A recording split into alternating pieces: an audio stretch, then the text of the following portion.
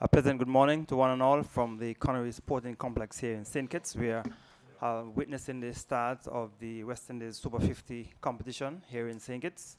And the match here at Connery will see Guyana versus the Windwards. Guyana, they have won the toss and they have decided to bat first here at Connery. As the Glasgow bowls a full delivery on the leg stump is clipping to the onside, thinking about the single, went down towards mid-wicket, no chance of a run. So we're in the first over, as I indicated. Guyana winning the toss and have decided to bat first on what looks like a very good batting strip here at Connery. Excellent conditions for cricket, and we're expecting to have a good encounter here between Guyana and the Windwards. So the opening bowler for the Windwards is Jamila Glasgow. She's bowling from the southern end, bowls to the batsman, short delivery, pushing to the onside, goes too quickly for the single. And they will get a single, so the score will go on by 1. There was 4 by signal early in the over, so the total is 5 without loss. And the 2 batsmen for Guyana, we'll get that for you in just a minute. The opening batsmen or women for Guyana, we have Nandi Mangu, and then we have Liliana Grimond. So Grimond will be facing up to Jamila Glasgow from this tee. Commentary end. She goes over the wicket, bowls to Guyana, delivery on the leg stump, looking to clip it in the onside, misses. Taken behind by the keeper on the bounce. No signal coming from the umpire presiding at the commentary end. So we're in the first over of the Super 50 competition here. The West Indies Super 50 women's competition here being played in St. Kitts. So 3 matches have been played here in St. Kitts. The other 2 matches, one is played at Warner Park and the other one down in the country in St. Paul's, as Jamila Glasgow goes over the wicket, bowls to Grimond. Grimond getting a delivery on the off stump, is guiding it down into the offside, down towards backward a point to bring up the end of the first over. And at the end of it, you're listening to Super 50 women's cricket from Connery, with Guyana winning the toss and batting. They are 5 without loss. As I say, good morning to you, Earl Smithon. Well, good morning, Gary. Good morning to all our listeners. Fairly steady over there from Glasgow for the Windward Islands. Of course, Guyana taking first strike, winning the toss and electing to bat in very good conditions. The sun is out, just a few clouds in the sky, and ideal conditions for batting. And Guyana off to a fairly steady start, picking up 5 runs in the first over. Fairly good start there by the Guyana team. And we would see from the far end, the wind was opting to go with another medium pacer. So the second over is about to be started from the far end, and it looks like Pearl Etienne will be coming in from the far end, and she'll be bowling to Mangu. Mangu is on 1, over the wicket, bowls to Mangu, short delivery, swinging to the onside, goes down towards forward the square. The fielder is giving chase, she should pull it back just inside the boundary, and the batsmen have enough time to cross for 2. So 2 more to the total. It has gone on to 7, and Mangu with that shot, she has gone on to 3, and the total is 7 without loss. We're in the second over, Guyana winning toss and batting here at Connery. Excellent conditions for cricket, and I'm sure the women will be looking to display their talent here at Connery in bright and excellent conditions for cricket. As Etienne from the far end over the wicket, bowls to Grimond, get a delivery, making some height, she's on top of it, push it down into the offside for the fielder to move across from first slip. She picks up, and total remains on 7. And we have Afi Fletcher. She's in the slips. That's just lone slip, 1 slip. There's a backward point. There's a cover point, extra cover, and the mid-off as Etienne comes over the wicket, bowls to Mangu, the ball right up, goes between the keeper and first slip and go down towards the boundary. The hands of the bowler going in the air. Probably came off the outer portion of the bat, went to the right of the keeper, between the keeper and first slip. The first slip fielder was moving away or diving away towards her right, couldn't pull it in, and the ball went past her into the boundary for 4 Smithon. For 2 tests, 4 runs there for the Guyana team, but they all count. The ball, good delivery, which of course peeled off the outer portion of the bat.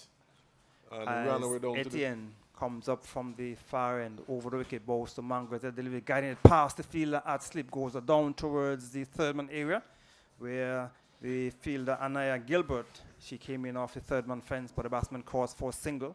So with that single, Mango, she has gone on to 4, and the total is 8 without loss. The other strike, the other opening batsman for Guyana is Liliana Grimond. She is not yet off the mark, and she'll be facing up to Etienne for the first time. We're in the second over, as indicated, Guyana winning the toss, and they have decided to bat on what seems to be a good batting strip here at the Connery Sporting Complex.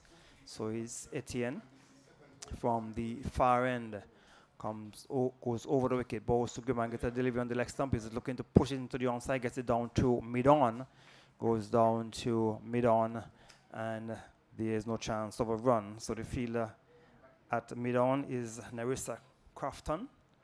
So we have a slip. There is a third man, a backward point, cover point, extra cover, and the mid-off. On the onside, we have a fine leg mid-wicket and the mid-on as Etienne comes over the wicket. Balls to Grimond. Grimond getting the delivery outside the off-stump. She's guiding it down into the offside, down towards backward point. And there is no chance of run. So over number 2 has been completed. At the end of it, you're listening to Super 50 women's cricket from Connery.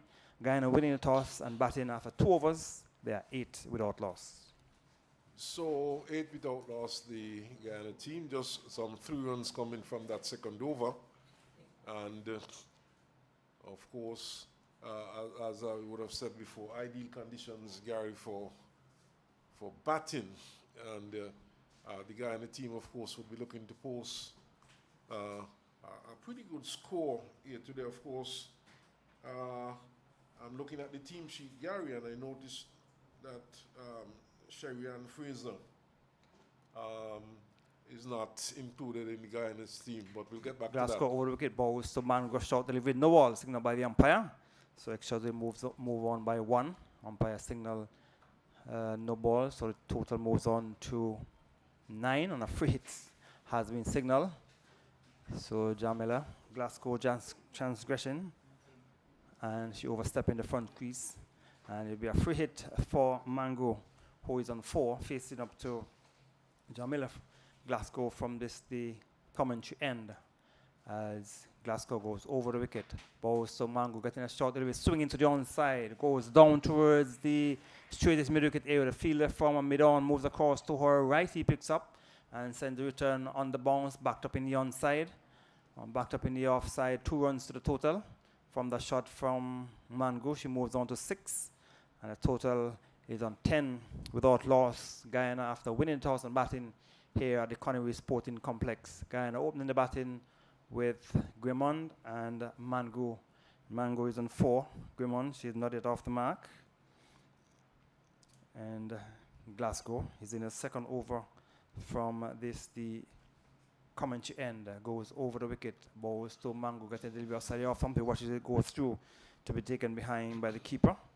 So Mandy Mango, she's the opening batsman for Guyana. She's a right-handed batter. And we have Realina Grimond. She is the other opening partner for Mango. And the Mango is facing up to Glasgow from the commentary end. Goes over the wicket. Balls to Mango. Short delivery outside the off-stump, playing in the air. Down to her third man. The fielder comes across, tries to make a stumbling save. Beats her, goes into the boundary for 4. It was short outside the off-stump, and the batsman played it deliberately in the air. The fielder, third man, was a bit to her right, and it went to her left. She came around. She had a dive, but she couldn't stop it. Went into the boundary for 4. So Mango has gone on to, she's gone on to 8, and the total 14 without loss, the Guyana team. Good shot there by Mango, steering it wide of that fielder on the third man boundary to the left of that fielder and picking up 4. So Mango is actually on 10 over the wicket. Balls to Mango, getting a delivery on the leg stump. Working into the onside, goes too quickly for the first run. They are thinking about the second, but the fielder from mid-wicket ran across to her right, down towards back of the square, and prevented any possibility of a second. So with that single, Mango, she has gone on to 11. And the total is 16. So we have had 4 buys, 1 no ball. And Grimmon, who is not yet off the mark, she will be facing up to Glasgow from the media centre end over the wicket. Balls to Grimmon, getting a delivery on the off stump. She's coming forward, pushed it down to the offside, down to extra cover. And there is no chance of run, so the total remains on 15 without loss in over number 3. The fielder in the covers for the Windwards. We have Kiana Joseph. She's in the covers.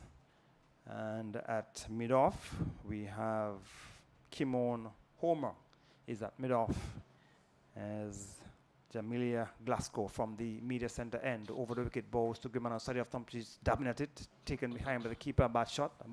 Ball a bit too close to the stumps, looking for that dab shot taken behind by the keeper to bring up the end of the 3rd over. And at the end of it, Guyana batting first. They are 15 without loss after 3 overs. Well, Guyana, of course, would be happy with the start they've had so far. We saw them picking up another boundary in the over just completed. 3 overs for 15 runs, going at 5 runs per over in a 50-over game. That's a very good start. And the batters, they are looking aggressive. They're looking to pick up the singles. So certainly these two, they would have started well for Guyana. So Etienne will continue from the far end. We now see a slip. There's now a gully, or maybe a 4th slip position as Etienne over the wicket. Balls to Manga, short delivery, turning to the onside, dropping just in front of the fielder at mid-wicket. With a short ball, the batsman looking to pull it into the onside, went down towards mid-wicket, where it was fielded by Chasey Byron. No chance of a run. And the keeper for the Windwards team is Namaya Marcelin. She is keeper. As Etienne comes over the wicket, balls to Mango, gets a delivery outside the off stump, thinking about playing, then pulling the bat inside the line, taken behind by the keeper, not cleanly, jumping in front of her. Then she passed it via the fielder at slip, down towards cover. And the total remains on 15 without loss in over number 4. Mango, she is on 11. And 5 extras, 16 without loss. Etienne comes up, balls to Mango outside the off stump. She wanted to go through to be taken behind by the keeper. And there is no chance of a run. So Guyana would have won the toss. We'll try and go to the Guyana 11 for you maybe at the end of the over. Earl Smitten could go through the teams so persons who are listening can be aware of the players who are in the final 11 as Etienne comes over the wicket, balls to Mango side the off stump, guiding it down into the offside, goes down towards the point area. It is fielded by Zada James. She is at backward point and there is no chance of run. So we're in over number 4 and the total 16 without loss as Etienne comes from the far end over the wicket, balls to Mango side the off stump. She wanted to go through once more to be taken behind by the keeper, and Etienne would want to get the ball a little closer to the batsman, make the batsman play. A few of those deliveries have been delivered outside the off stump, and Mango is not going to be bothered. So we have 50 overs. She's the opening batsman. She's on 11. As Etienne comes up from the far end over the wicket, balls to Mango on the stumps. This time she's in behind it to push the bat on the strip on the onside. The bowler skips across to her right, picks up to bring up the end of the 4th over. So at the end of it, Guyana batting first here at Connery. They are 16 without loss after 4 overs. Well, 16 without loss, a pretty good start there by Guyana. But just to run down the teams quickly for you, Guyana, Mandy, Mangru, Shanita Grimond, Shemaine Campbell, she's the captain. Shabika Danashbi, she's vice captain. Katana, mentor. Fiona Millington, Casey Schultz, Williana Grimond, Naya Latchmond, Ashmini, Munisa, and Siana Retimia. So Jamila Glasgow will continue from the commentary end. She'll be going over the wicket to bowl to Grimon. Grimon is not it off the mark, comes up, bowls to Grimon outside the off, be guiding it down towards the back of the point area. We're looking for the single. The fielder moved across to her left, and the fielder at the back of the point area, I'll get the name for you in just a minute, but no chance of a run. The total remains on 16.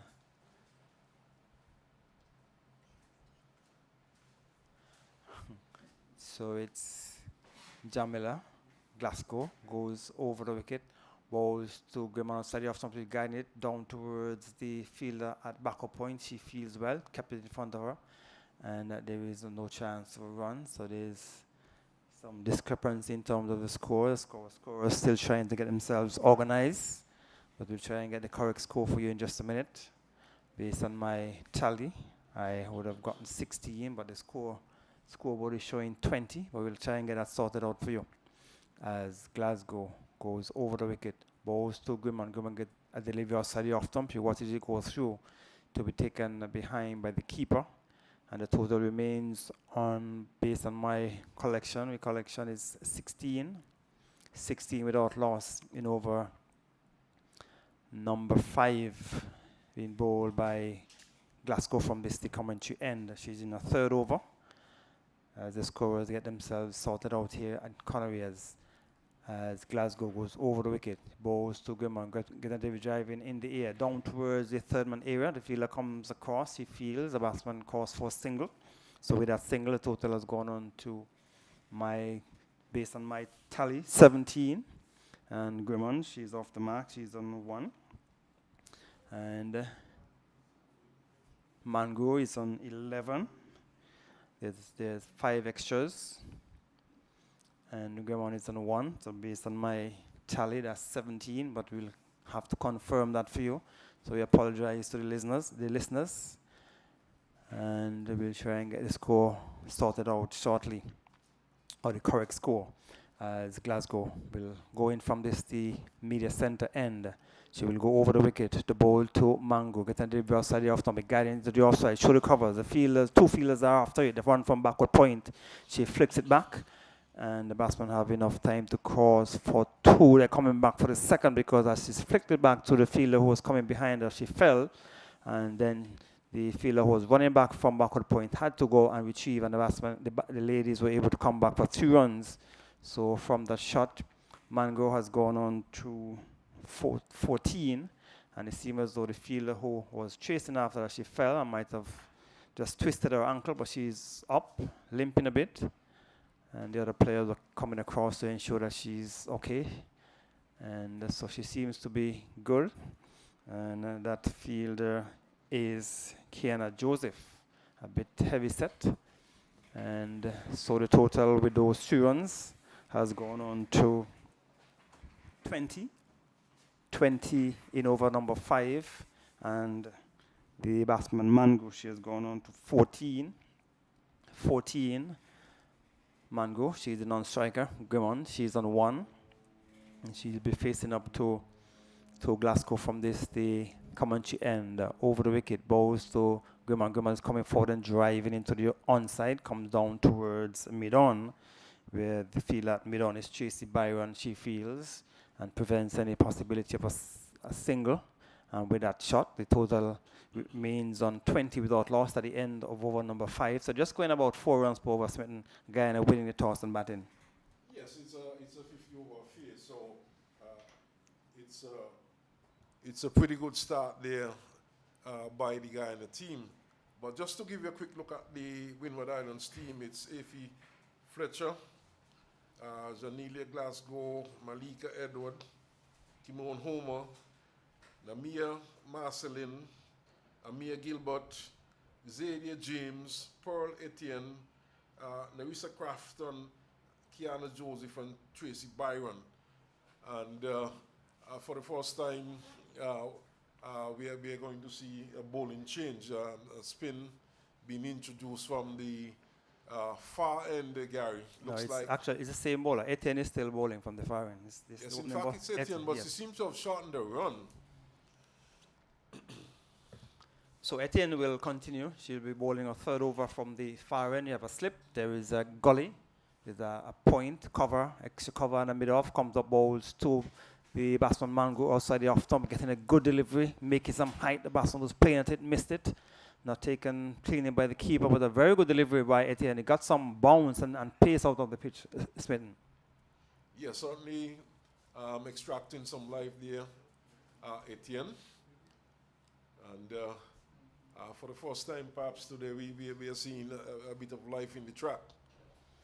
As Etienne comes over the wicket balls to Mango's delivery outside the off stump, she watches it go through to be taken behind by the keeper. So Etienne has been bowling those deliveries just on about the off stump and sometimes a bit too wide of the off stump, not encouraging the batsman to play. And we have seen on a number of occasions where Mango has just been watching those deliveries go through outside the off stump. So you want to get it a bit closer. She comes up from the far end over the wicket balls to Mango looking to play. It goes in the air. She was looking to clip it into the onside. It's given out. As a matter of fact, she was struck on the pad, and the batsman seemed to be very, very shocked that she was given out. I thought it might have come from the bat, but the umpire had a different idea. She was looking to turn it into the onside. The ball went in the air, and the appeal went up. And the umpire belatedly giving the decision. So Mango goes a bit disappointed to be given out LBW. She has been dismissed for 14. Guyana losing the first wicket on 20. Yes, first wicket going down there for Guyana. Etienne picking up that scout. The umpire, of course, took a very long time before the finger went up. But the batter seemed to be very disappointed, but of course, the Windward Islands would accept that any day. And they would have been happy to pick up an early wicket. So with the dismissal of Mango, we have now seen the captain, Charmaine Campbell, has come into the middle. So the captain of the Guyana team, Charmaine Campbell, she's making her way into the middle. Guyana losing the first wicket with a score on 20 based on my tally. And Mango, she was LBW to Etienne for 14. We're still trying to get the scores sorted out. Our scorers still trying to get themselves sorted out. But we can tell you for sure that the captain of the Guyana team, Charmaine Campbell, she is in the middle. And she will be facing up to Etienne from the far end. There's a slip, there's a gully, there's a backward point, a cover, and an extra cover.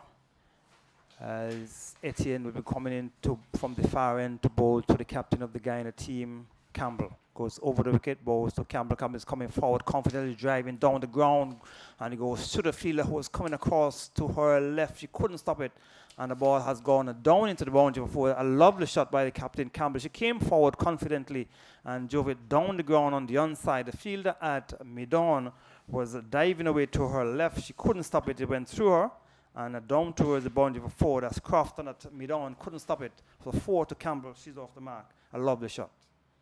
Yes, a lovely shot indeed by Campbell. Campbell, of course, one of the premier batters in the Guyana team, of course, having played for the West Indies. Etienne balls to Campbell. Campbell's onto the front foot easily, confidently, pushed it down to the offside, down to the offside where the field came in from extra cover. And there is no chance of a run. The extra cover fielder for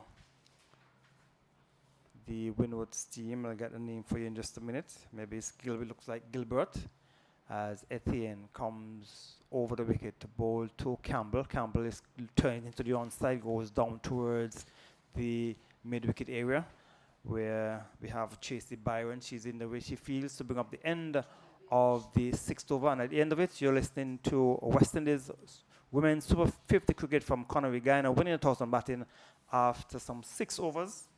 There are 20 without loss. As I said, we're still trying to confirm the score.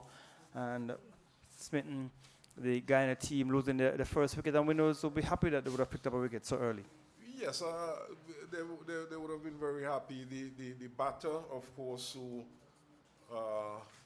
happened to be Mango, she was very disappointed with the decision going against her.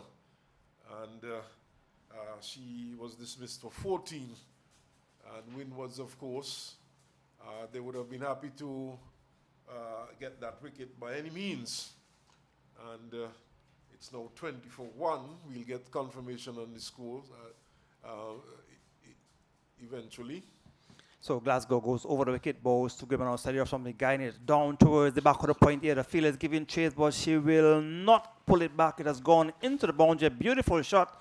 It was to the left of the fielder at backward point and to the right of third man. Both fielders were chasing after it, and none of them could have gotten to it and went into the boundary for 4. So Grimmon with that boundary, she has gone on to 5, and the total, based on my tally, 28 for 1 Guyana in over number 7. Yes, a lovely shot indeed there by Grimmon, just opening the face of the bat a bit and steering it down to the third man boundary. It was well timed, and the ball really raced across this outfield and down to the boundary for 4. Glasgow over the wicket, balls to Grimmon. Another delivery. The batsman is pushing into the offside. Good tumbling effort, tumbling save by the fielder at extra cover. She knocks it down and kept it close enough to her to prevent any possibility of a run. So the fielder in the covers, that's Crafton, Narissa Crafton, making a tumbling save, and there is no chance of a run as Glasgow goes over the wicket. Goes to Grimmon. Grimmon is coming forward from the outer portion of the bat, goes down towards the back of the point, and the chance for a run out, misses the stumps, and is backed up in the onside, but the batsman, the lack of communication between the two batsmen, or miscommunication, and you see Captain Campbell was calling Grimmon through for the single. She was ball watching, and she had to hustle down into a crease. The return came in. The bowler was not at the stump, misses the stump. They were backed up in the onside. So a close call there for Grimmon Smith. Yes, a very close call indeed, and lucky to be there still. Just to tell listeners, though Gary, the umpires in this match, they are Jacqueline Williams and Caroline Brown. Jacqueline Williams, of course, very popular. She has been on the international circuit for a while now. A very experienced umpire. And, of course, Caroline Brown, we might not be too familiar with her, but nevertheless, she's the one who actually gave that decision earlier on to dismiss Mango. Mango was leg before for 14. So 2 female umpires in this match. As Glasgow goes over the wicket, balls to Captain Campbell on the leg stump, looking to work it fine, gets it down towards the final gave it. The fielder from long leg has lots of running to do across to his right. She will not be able to stop it. It's gone into the boundary for 4. Leg byes have been signaled by umpire Jacqueline Williams, presiding at this the commentary end. So extras moves on by 4, and the total, based on my tally, 33 for 1 Guyana over number 8. Yes, 4 runs there to the Guyana's total, 33 for 1. Leg byes, of course, but well accepted by the Guyanese team. So we're in over number 7 actually. So Glasgow is on a 4th over from the media center end. Goes over the wicket, balls to Campbell. Campbell gets in a good delivery in behind it, guided down towards the back of the point area. And there's no chance of a run down towards back of the point. Total remains on 29 based on my tally. Scoreboard 33. Okay, so we have gotten it sorted out. This is 33. 33 the score. 33 for 1 wicket. We're in over number 7. As Glasgow over the wicket, balls, and Campbell is coming onto the front foot. So it's 33, yes. Based on my tally, yes, it's 33 to bring up the end of over number 7. So at the end of over number 7, the total, Guyana batting first after winning the toss. They are 33 without loss with Grimmon. She is on 6, and Sherman Campbell on 4. Yes, as said earlier on, a pretty good start there by the Guyanese team. Of course, the captain is there. She has come in at number 3. Shemaine Campbell, and she's on 4, but the Windward Islands, they would be happy to see the back of Campbell as soon as possible. She's really a key batter in this Guyana's team lineup, so they would be happy to see the back of her as soon as possible. If she stays there, she certainly can go big. So it's going to be Etienne will continue from the far end over the wicket, balls to Griman. Griman is in behind it, pushed it down into the offside, down towards the back of the point area, where James, she's in the way she feels, prevents any possibility of a run. So the Guyanese, they won the toss, and Captain Sherman Campbell decided that she will bat first on what appeared to be a good batting strip here at Connery, as Etienne will come in from the far end over the wicket, balls to Griman. Griman gets the deliveries, guiding it down into the offside once more, down towards the back of the point, where James, that's Zeta James, she feels, and she prevents any possibility of a run. So he's holding a much tighter line. Etienne is over, she's making the batsman play. And she would have picked up the wicket of Mango, LBW 14 in the previous over. Over the wicket, balls to Mango, side off something playing at it, not taken clean by the keeper. I've seen the keeper not holding well. Smith, not a number of balls coming straight to her, and she has not been able to glove them properly. And she wouldn't want to drop one that would have taken the edge.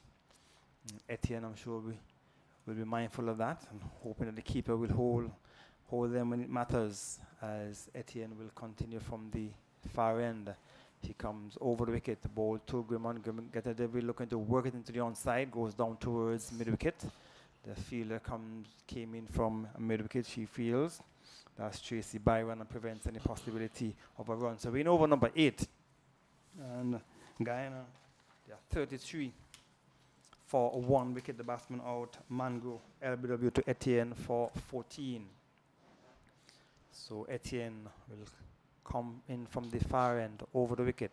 Balls to Griman. Griman is driving, goes down to mid-off, and no chance of a run. So Etienne picking up the wicket of Mango in the previous over. Mango didn't seem to be too happy with the decision from the umpire. Umpire Caroline Brown presiding at the far end. Etienne over the wicket, balls to Griman. Griman is getting a delivery outside the off stump, misses it, not taken by the keeper.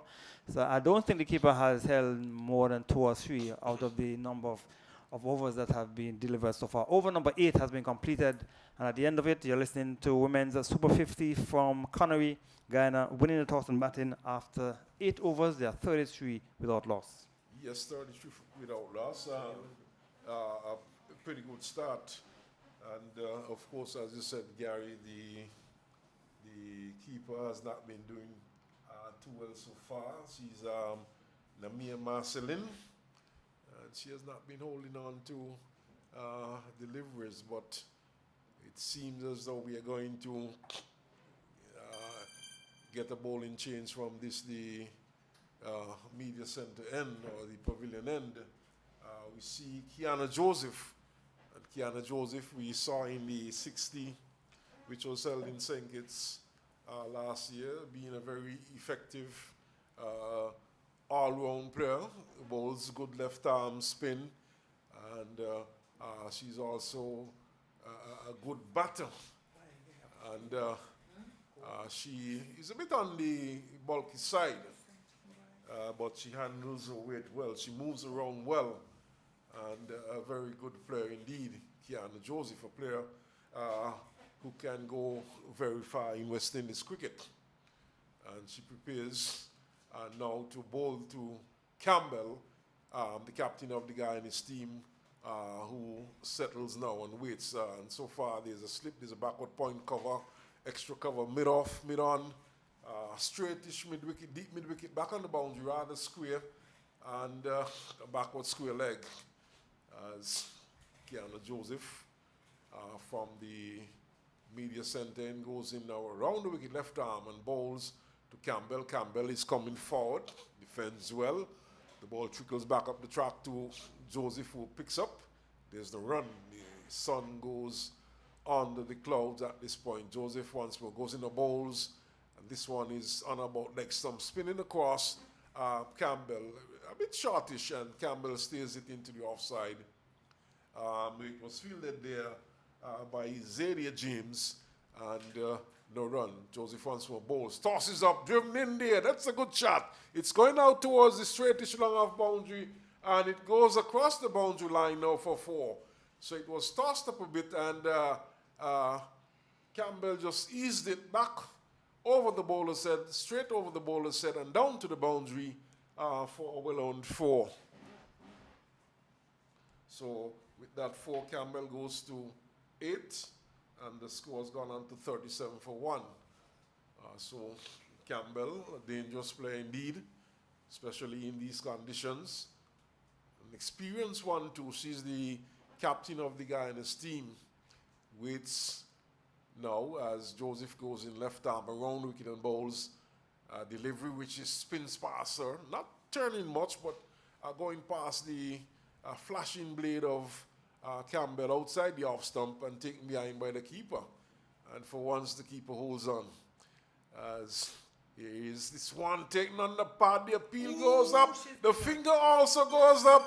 And Campbell is unaware, leg before to Joseph for 8. And a massive blow struck there by Kiana Joseph. Very, very, very, very big wicket for the Windward Islands team. You saw that the bowler, she flighted at one, somewhere a bit looped on it. The batsman came forward and she was struck on the pad. And the captain, Campbell, has been dismissed. Very good breakthrough and a very good start for Joseph. The first two deliveries were flighted on the stump. The batsman came confidently forward. Then the third delivery was driven for 4. The next delivery was floated up outside the off stump. Campbell went to look to play it, screw of the wicket. She missed it. And now this one was much straighter on the stump. She came forward. She was struck on the pad. Maybe she was playing for the one going away. The ball probably kept his line, and she was struck on the pad and given out by umpire Williams. So very good breakthrough for the Windwards. Yes, a massive blow struck there indeed. Of course, we know Campbell is an experienced player. She's the captain of the Guyana's team. And certainly the Windward Islands team would be happy picking up the second wicket as Casey Schultz goes to the crease now. She's also a right-handed batter. It's now 33 for 2. And going over number 9. Is it? I'll get some confirmation on that. Yes. Over number 9. And 33 for 2. So, in fact, it's 37 for 2 as Joseph bowls to the new batter, Schultz. Schultz is stretching well forward and gets it into the onside. The over comes to an end, but a very successful over there for Kiana Joseph, getting the breakthrough and a very crucial one too for the Windward Islands. An excellent over there ball by Joseph. She was not afraid to flight a few of those deliveries, even though she was struck for a boundary by Captain Campbell. And she came back and she got a wicket. So it's a very good start. So a wicket and 4 runs, I'm sure the captain and a bowler would accept that any day, Smitten. Oh, certainly. And of course, Gary, the bowling of the Windward Islands has been fairly steady so far. What we have seen, it has been fairly steady, and they've done a good job so far. As here is Grimman pushing into the offside, and it's fielded there, and there's no run. So it's Etienne continuing. It's 37 for 2. And Etienne right arm, slow medium comes in now from the far end over the wicket balls, shortish. And this one is played into the offside, square of the wicket on the offside. They're looking for a second run. It's not on. The return goes to the bowler's end. And just a single there to Grimman takes her total to 6. And it's now 38 for 2. The Guyana team. This brings Schultz into strike. She takes guard. She's a very tall lass. Very tall, slimly built. And she does a bit of gardening. And perhaps showing some signs of nerves there. As she is edging down to gully. He can't score as the ball is fielded there by Kiana Joseph. No runs, score kept on 38 for 2. Schultz set to get off the mark. And she settles once more. In fact, it's we seem to have mixed it up a bit. It's the vice captain Gajna B who is on strike. Gajna B, of course, the vice captain of this West Indies team, and she settles once more as Etienne comes in now and bowls to Gajna B, who's driving nicely and powerfully up to wideish mid-off, and it's fielded there and there's no run. So Gajna B shoots, of course, wearing shirt number 7, and she has not yet gone to the crease. It's Gajna B who taps away and waits for Etienne, who bowls a delivery on the leg stump, turned into the onside by Gajna B for a first run. And with that single, the score now goes to 39 for 2. And Gajna B is off the mark. In fact, it's the end of that over, the end of over number 10. So we have had some 10 overs completed, and it's 39 for 2. But Gary, certainly the Windward Islands seem to have pulled things back a bit. The scoring weight certainly dropped down to just about 3.9. Yeah, it's a very good over, steady over there for the Windwards. Just 2 runs coming from that over. And after you'd have gotten the wicket of the captain and coming back and 2 runs in that over. So they're just scoring about 3.9 runs per over. And obviously the signal of by the umpire. And so in fact, it's the end of the first power play, right? So it's 39 for 2 as Joseph stops, and I will continue once more. Guyana Joseph, a very key player in the Windward Islands team, shortish and punched into the offside up towards cover, square cover, and just a single as it's well fielded there by Nerissa Crafton, moving to her left. She's in fact a left-hander. That's a good side. And just a single. Very tall, strongly built lass is Nerissa Crafton. I don't know if she's related to the Crafton of pitch preparation fame from St. Lucia. This one is banged into the offside up to extra cover. And single is taken there as it's knocked down there by Amir Gilbert. And one more to the score. It's now 41 now for 2 Guyana. As this time it's Gajna B in strike. Gajna B, who is on 2. Grimond, who is on 7, is the non-striker. Guyana Joseph left arm around the wicket, goes in our bowls. Good delivery, which is spinning across the batsman, the batter's body, and Gajna B stays it down to short third man and picks up a single, and this will take a score 1-3, and it's now 42 for 2. Women who has been there for some time, she opened the innings, of course.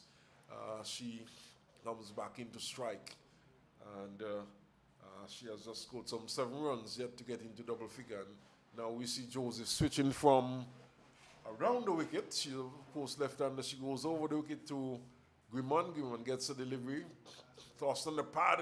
Gajna B is looking for a run. Joseph fields to her own ball and throws down the stumps, but Gajna B is well and truly back home. And no run taken that time, but a rather suicidal attempt at a single there by Gajna B. As Joseph left arm over the wicket now and goes in now and bowls to Grimond. Grimond is looking to steer it into the offside. It's taken behind by the keeper, Marcelin, and there's no run. So Joseph left arm over the wicket, goes in now, bowls to Grimond. Grimond is hoiking this one out towards mid-wicket. It was in the air for some time. Mid-wicket had to come a good distance from off the boundary, and by the time she got there, the ball had already dropped, and just a single to Griman. She goes on to 8, and the score is now 43 for 2 at the end of over number 11. So we have had some 11 overs completed, 43 for 2. All right, so still good going by the Windies of keeping the Guyana women in check. They are not allowing them to run away with the score weight, and they have been doing a very good job. And the fact that they would have gotten the captain, Campbell, dismissed, I'm sure they will be hoping that they can continue to keep on the pressure as we see a change of bowling from the far end. We'll get the name of that. Effie Fletcher. Effie Fletcher. The Effie Fletcher. Coming in from the far end. So she'll be looking to continue to keep on the pressure on the Guyana batters. Fletcher, I think, of course, is the captain of this Windward Islands team. And she, of course, would have, is a selectee of the West Indies team. And she over tosses, and this one is swung square looking on the onside down to the boundary before. That certainly was a gift. It was over tossed on the pads, and Agreement said thank you, and just flicked it away past square leg and down to the boundary for 4. So it's 4 runs there to Griman takes scoring to double figures. She's on 12. As Fletcher certainly bowling a bad delivery for a stop. Yes, a bad delivery, and all bad deliveries should be punished. And Griman really punished that, and she got the boundary. So Fletcher would have to try and bowl a much tighter line. Fletcher, of course, is a leg spinner, right arm wrist spinner. And it's, of course, a difficult task. This is a very good one. Well pitched this time on about center and leg stump and spinning across the batter's body, and the ball peeling from the outer portion of the bat and going down to short third man, where it was pursued there by Zadia James, who retrieved, and Griman was able to pick up a run, taking a score on to 13 and taking the score on to 44 for 2. So bad delivery and then a good delivery, followed by a good delivery there by Fletcher. Comes in now, right arm leg spin, tosses up and is beaten. Ghaznabi outside the off stump, a delivery spins past the outer edge of a bat, and it's taken behind by the keeper, Marcelin. And all of a sudden, it seems as though Marcelin favors the spinners more. She's doing pretty well to the spin bowlers. Yes. Fletcher once more. This one is on the pads and turned into the onside there by Griman. They're going back for the second one. The return goes in. The stumps are broken, and she's on her way. Oh, my goodness. Suicidal attempt at a second run there. And the batter, it looks like the vice captain, Ghaznabi, is run out. A poor decision to come back for a second one. There was a bit of a misfield by the fielder, who came down towards the long leg area, but she recovers quickly and had a good return end. And the batsman, Ghaznabi, she was found short, and Guyana losing their third wicket with the score on 48. And the Windwards must be happy with the way things have gone so far, Smitten. Yes, certainly. 48 now for 3. Guyana, of course, losing their second wicket with the score on 37. And now 48, they're losing their third wicket. So the Windward Islands, they are fighting. They're doing well. And it was a pretty good return there from the fielder there on the backward square boundary. And in fact, the batter found herself, Ghaznabi found herself well short of the ground. So pressure being applied here to the Guyanese batters, as we see Mada Mutu. In fact, it's Mentor, Katana Mentor, goes to the crease, and she takes a guard and will receive now from Effie Fletcher, the captain of the Windward Islands team. So there's a slip, there's a short backward point cover on the boundary, extra cover short, mid-off, mid-on, short mid-wicket, deep mid-wicket, right back on the boundary, and the short back was square as this one is steered. In fact, this is suicide. Oh my goodness gracious me. This is really a comedy of errors. There we saw the new batter, Mento staring it down to short third man. The non-striker Grimmon, she was rushing down for what was a non-existent single, and the new batter Mento was not interested. She saw Grimmon coming, and then she decided to go for the run, which was never on, and she was well short of the ground and run out at the far end, and certainly a total comedy of errors that time, Gary. Yes, definitely. So the Guyanese ladies are committing suicide here at the Conway playing. So there's no way on earth this would have been a single.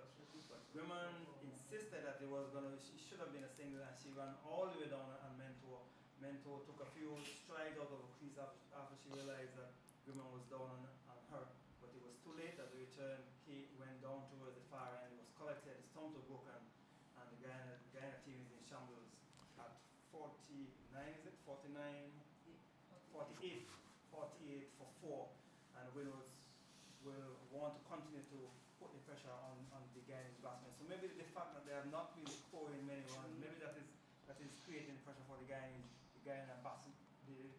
ladies. And the new batsman, I'm sure, will want to put her head down and try to put on a good partnership here for the Guyana team. But Windwards will be happy with the way things have gone thus far. And so Afi Fletcher will continue from the far end. So Fletcher comes in a bows to the new batter. It's number 25, and it's the other Grimmond. That would be Shanetta Grimmond. Is that Shanetta or Williana? Number 3. So Shanetta is number 3, so is Williana was in all it. yes, so Shanetta is actually the new batter. So the Grimmonds are at the crease at the moment. So 48 for 4, and we have had some 12 overs completed. Yes. So we're in over number 13, and it's just some 48 for 4. So not pretty good going there by the Guyanese team. Windwards fighting as Kiana Joseph continues and bowls a good delivery on about the leg stump, spinning across the batsman's body. Not getting much turn. It's a good batting track, but the bowling has been steady from the Windwards. This one is tossed up and driven nicely up to shortish mid-on, where it's fielded, and once more there's no run. Joseph once more bowls, and it's beating the outer portion of the bat and eluding the keeper. In fact, she got a glove to it, but it ran down into the gully region where it was retrieved, and there's no run. So Joseph bowling a good line and length and getting a bit of purchase as she goes in our bowls. A delivery on leg stump. This one is stayed down to square leg, and certainly this is a good tight over to follow up the previous over in which they were able to get a wicket by the run-out route, and certainly the Windwards tightening the screws at this point, tossed up and driven in the air up towards mid-on, widest mid-on, goes across, number 47, that's Tracy Byron goes across to right and fields, but not before the batters had gone through for a single. So Guyana moves to 49 now for 4. And it's Kiana Joseph once more over the wicket bowls to Grimmon. It's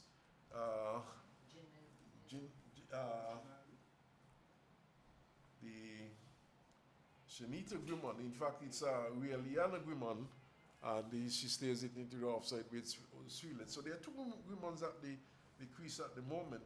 Liana Grimmon, who has been there for some time, And Shanita Grimman was just gone to the crease. All right, so the Windwards bowlers continue to keep things tight here at Connery after 13 overs. They are 49 for 4 wickets. And I'm sure Windwards will want to continue to keep the pressure on the Guyana women, as Afi Fletcher will continue from the far end. They have done an excellent job so far to keep pressure on the Guyanese ladies. So Fletcher to continue now, and she's bowling to Grimmond. And Grimmond is playing this one in the air, and she's out caught. Caught there at wideish mid-off. It was a delivery which was tossed up to her, and she was driving and driving in the air. And I think the fielder there is Crafton. I'll get some confirmation on that in a while. And she took the catch. And Grimmond goes back. Grimmond, that's Shanita Grimmond, goes back for a duck. Being caught at wideish mid-off. And Guyana plunged into further trouble now, 49 now for 5. So the pressure continues to mount on the Guyana ladies, and they continue to give the wickets away. But the delivery floated up on the off stump, and the batsman went into the dry. The ball came from the outer portion of the bat, went in the air, went down to mid-off for a simple catch. And so we have seen a procession of Guyanese bat ladies or batters from the middle to the pavilion, and they'll be hoping that they can get a partnership together. But for now, the Windwards ladies, they are large and in charge here at Connery. Yes, certainly they are large and in charge, and seems as though we are having a water break at this point. But Gary, it's quite noticeable that for Guyana, Sherry Ann Fraser is not in this team today. Sherry Ann Fraser, of course, has done pretty well in regional tournaments, and in fact, I think she would have gotten onto the West Indies team. So I don't know if she is sporting some injury. During the warm-up, I saw her doing, some a bit of sprinting back and forth, and I don't know if she's under some injury cloud, but she's a player. She's a right-arm fast bowler and who is a capable batter also.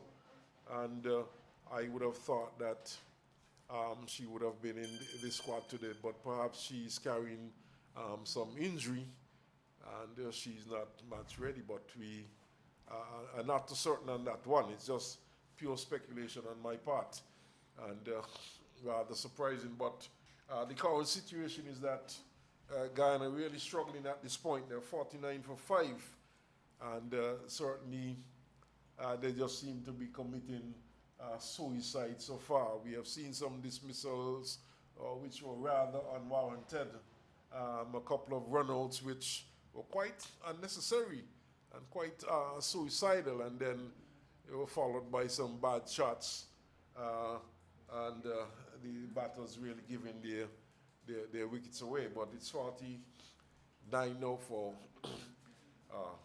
5, and it's Millington goes to, in fact, it's Schultz this time. So we are now seeing the appearance of Casey Schultz, who goes to the crease, and it's 49 for 5. Umpire Brown at the far end. She is signaling to the scorers, and she's now being acknowledged, and play will resume as Schultz settles now and receives from Amy Fletcher. She's back and plays it gently into the onside, and it's fielded there, and there's no run. So 49 for 5, not a good showing here by the guy in his team, and one would have thought that as this one is pushed up to shortish mid-on with fielding, and there's the run. And one would have thought that winning the toss, Guyana would have put up a better shot. This one is well tossed up there to Schultz, who is pushing gently up to mid-on. It's fielded there by Malika Edward, and there's no run. So Fletcher once more tosses up to Schultz, who is pushing forward and pushing out to short extra cover, and it's picked up there by Amir Gilbert, and there's no run. So Fletcher once more, 49 for 5, comes in now, tosses up once more. Schultz is defending. The ball trickles into the offside, and it's picked up there. The air over comes to an end. It's 49 for 5, and certainly Guyana struggling at this point. We have seen a couple of suicidal runouts and some poor shots, and certainly the Guyana team putting on a very poor showing after winning the toss and electing to take first knock here today. And Windwards certainly they are fighting well. The bowling has been steady. It has been fairly tight, and the fielding has been relatively good. This one is shortish from Joseph and pushed into the onside, and it's fielded at shortish mid-wicket by Homer. There's no run. Joseph once more tosses up, and it's taken on the pads, but a bit too high probably, and the ball goes into the slip region where it was fielded by the captain Fletcher. There's no run. So see Etienne having some words of advice there to Joseph, as Kiana Joseph now left arm leg spin. She's bowling over the wicket to the right-handed Guimon. It's 49 for 5. Guimon, she is on 13. Joseph goes in her bowls, and she's coming quietly forward. So certainly the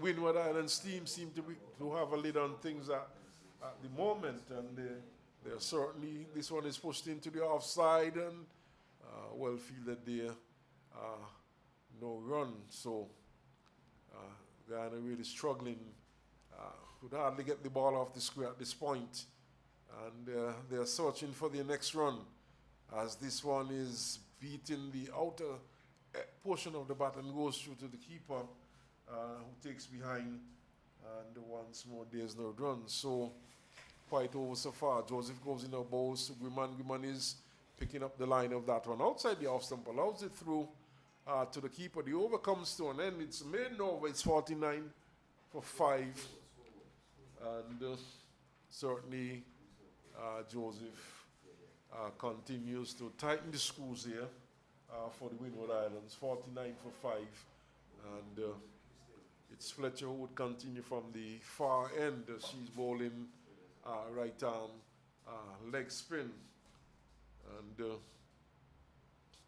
we've had some, I think it's some 16 overs completed. 15 in fact. So we are in over number 16 now. Scoreboard, yes, scoreboard now showing 16 overs completed, as Fletcher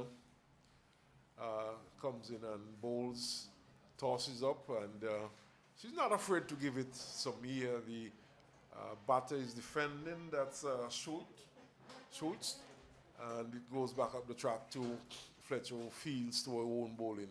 Fletcher wants more bowls, it's short, and she's looking to tug it into the onside, and a rather ungainly looking shot. The ball goes from the bottom portion of the bat into the offside, and it's fielded, and there's no run. So the score kept on 49 for 5 in over number 16, as this one is dropped just in front of the batter Schultz, and Fletcher fields. In fact, the keeper picks up and flicks it back to Fletcher. There's no run.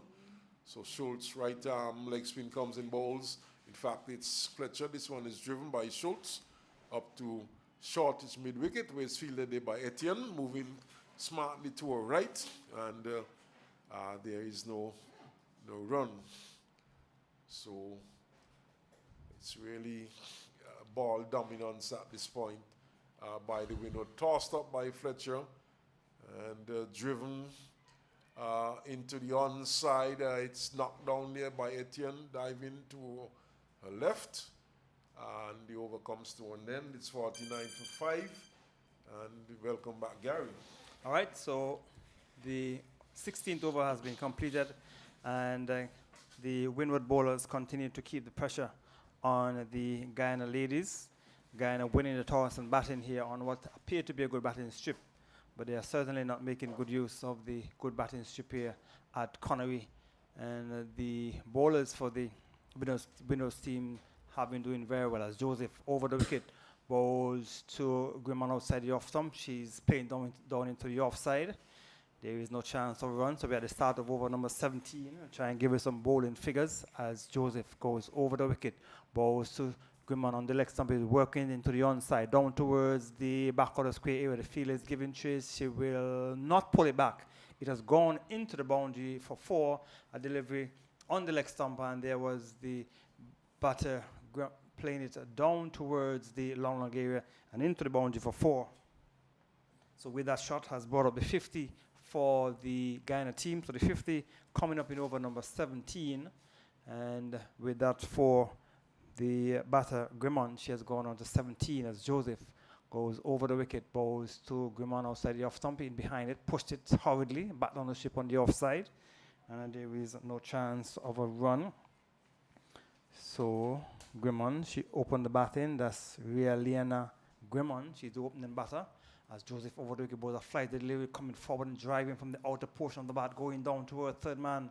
Byron is giving chase. He will pull it back just inside the boundary, and the batsman have enough time to cross for 2. So 2 more to the total. It has gone on to 55. And Grimman, with those 2, she has progressed to 19, 55 for 5 in over number 17. Guyana, after winning the toss and deciding to bat first here at Connery. We tell you that Mandy Mangu, she was LBW to Etienne for 14. Then we have Sherman Campbell, he was LBW to Joseph for 8. And Shabika Gajnabi, she was run out for 3. And Mentor, she was also run out for a duck. And Shanita Grimman, she was caught. Crafton bowled Fletcher for a duck. And at that point, Guyana were 49 for 5. They have no progress to 55 for 5 as Joseph over the wicket bowls to Grimman. Flight delivery driving in the air. She's caught. Caught at slip. She just stood there, pushed at it, outer edge found, and the catch taken at first slip. And another wicket has gone down for the Windwards team. Grimman, who's opened the batting, she has been dismissed. Caught at slip by James off the bowling of Joseph, and Grimman has been dismissed for 19, and Guyana continues to struggle here at Connery. They are 55 for 6, and Guyana certainly, they are up against it. Windwards doing very well. Joseph, a flighted delivery on the off stump, and the batter Grimman just stood there, pushed at it, the outer edge found, and the catch taken low down by James at first slip. And Guyana in further trouble. They are 55 for 6 wickets with the opening batter, Liana Grimman, caught off the bowling of Joseph. And the Guyana team continue to struggle after winning the toss. You would have hoped that they would have done much better than that. But they have lost some 6 wickets. And we're only in over number 17. And I'll get the name of the new player, the new batter for the Guyanese team, who is making her way into the middle. And she's going to be here. She has replaced Grimond. And the other batsman in the middle is Scholes. And she's not yet off the mark. So a slight hold up in play as the batter came onto the field, didn't have a helmet on, and she was getting some assistance to get the helmet on. Number 9 for Guyana, and is Plafiana Millington is the new batter for the Guyana team. So Guyana really up against it here at Connery, and the Windwards team certainly doing very well, and they have been able to restrict, not only to restrict the Guyana batting, but they have been able to pick up wickets. 55 for 5 in over number 17, and Joseph, who got the important wicket of Campbell, just has picked up the important wicket of Grimmond, who was the opening batter. She was there for a while as Joseph goes over the flight. The delivery, the batsman is beaten outside the off stump, coming off the glove of the keeper. The fielder has slipped, diving away to her left, trying to take a catch. Missed it, not taken cleanly. And the over has been completed. Another very good over by Joseph. A ball floated up on the off stump. The batsman looking to drive, missed it. And it came off the glove of the keeper. The fielder, James, at slip, was diving away to her left, trying to take the catch. So we would never know if it was an edge. But based on the reaction of Joseph, it probably could have very well been the ball came off the edge. But it was not taken, and the over has been completed. Another very good over completed by Joseph, over number 17. And after 17 overs, the Guyana women, they are 55 for 6. 55 for 6, Guyana, after winning the toss and batting in a Super 50 encounter. Just 17 overs have been bowled, and you have seen 6 batsmen have been dismissed. So more than half of the batting has been dismissed. And I'm sure the Windwards will be looking to continue keeping on the pressure on the Guyana women. And in the other 2 encounters, Trinidad and Tobago versus Barbados, Trinidad 42 for 3. And that game is being played at Warner Park. Leewards versus Jamaica, that game is being played at Connery. We don't have any update for you at the moment, but we'll try and give you those updates as soon as they become available. So Scholes will be facing up to the new bowler from the far end. We get the name of the La Femme medium pacer from the far end. Over the wicket, bowls of Scholes. Outside the off stump, he's playing it down towards the third man area. And Scholes will get a single. As the fielder down at third man fields, the batsman cross for a single. So Scholes is off the mark. And number 3 for the Windwards team is Crafton, Narissa Crafton. She's the new bowler. Narissa Crafton.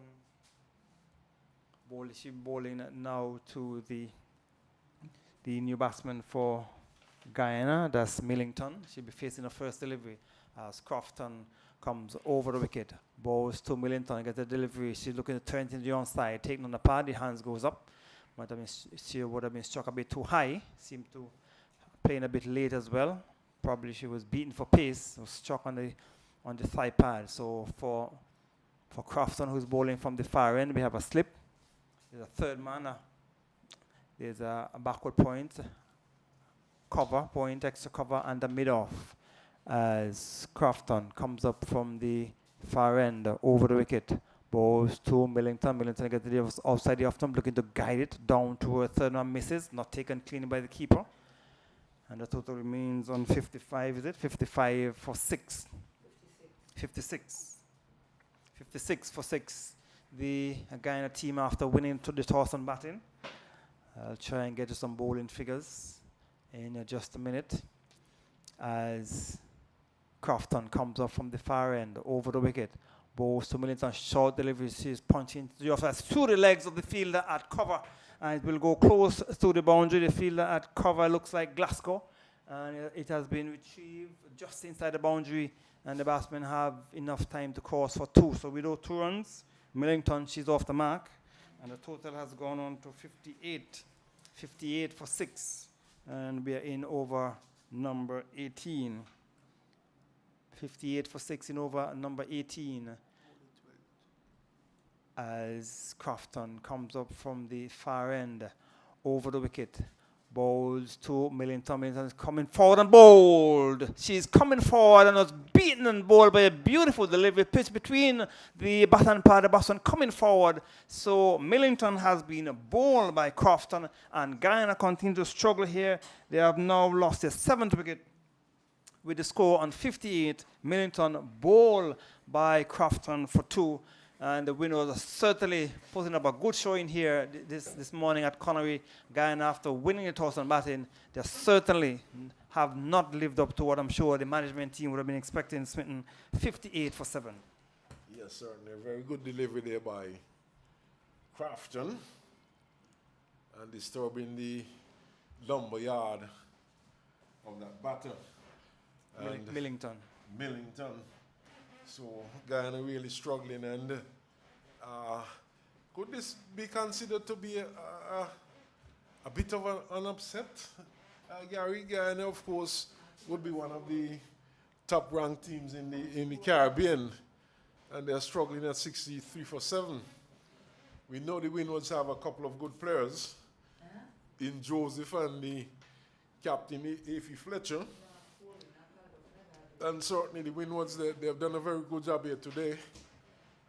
They have bowled well, they have fielded well. And generally, I've been impressed with their line and lengths, Gary.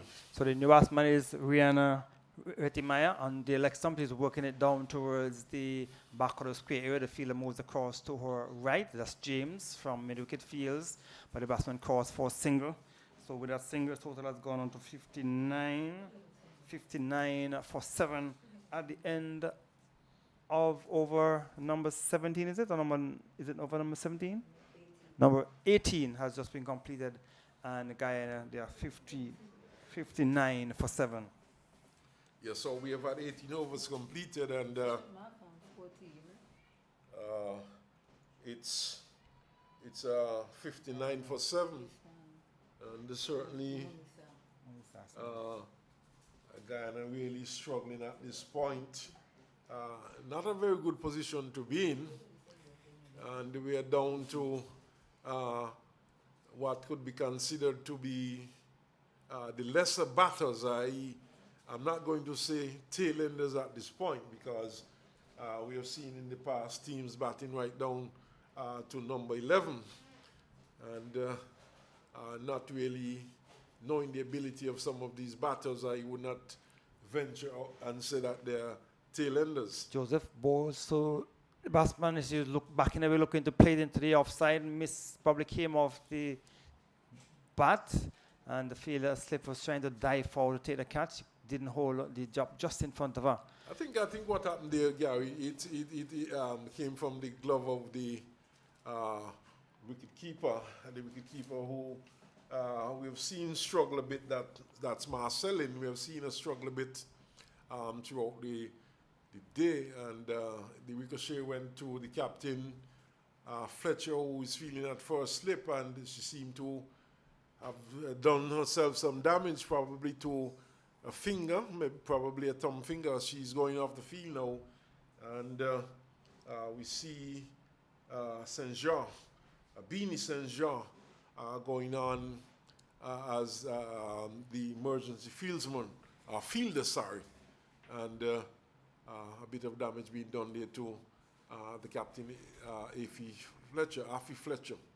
So Joseph goes over the wicket, bowls a fly delivery to Monisa. Monisa is coming into the front foot, pushes it back down the strip on the offside, and Joseph fields to his own bowling.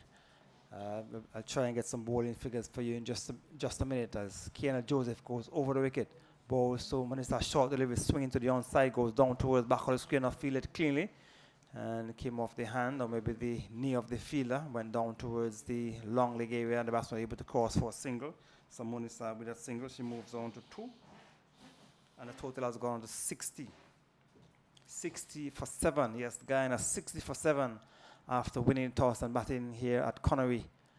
We have good conditions for cricket, as Kiana Joseph over the wicket bowls a short. They will and looking to swing into the onside, and she's bowled. She looking to swing into the onside. The ball probably came off the pad and went back onto the stumps.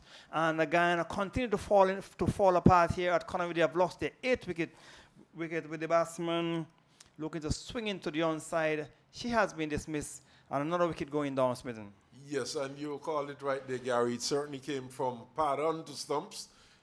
She swiveled into her wicket and was looking to swing it into the onside, and perhaps not a very good shot, an ill-advised shot. She was playing across the line of that one. This is the stage at which Guyana would be hoping to rebuild their innings. They have been losing wickets steadily, and she was looking to swing that one into the onside. The delivery from the left hand that Kiana Joseph, who's bowling over the wicket, and the delivery certainly spinning across the right-hander's body, spinning from leg to off, and she was going across the line of that one, and the ball took the top part of the pad, or just above the pad, and dropped onto the stump, and the off bail was dislodged. So doom and gloom here for Guyana. They're now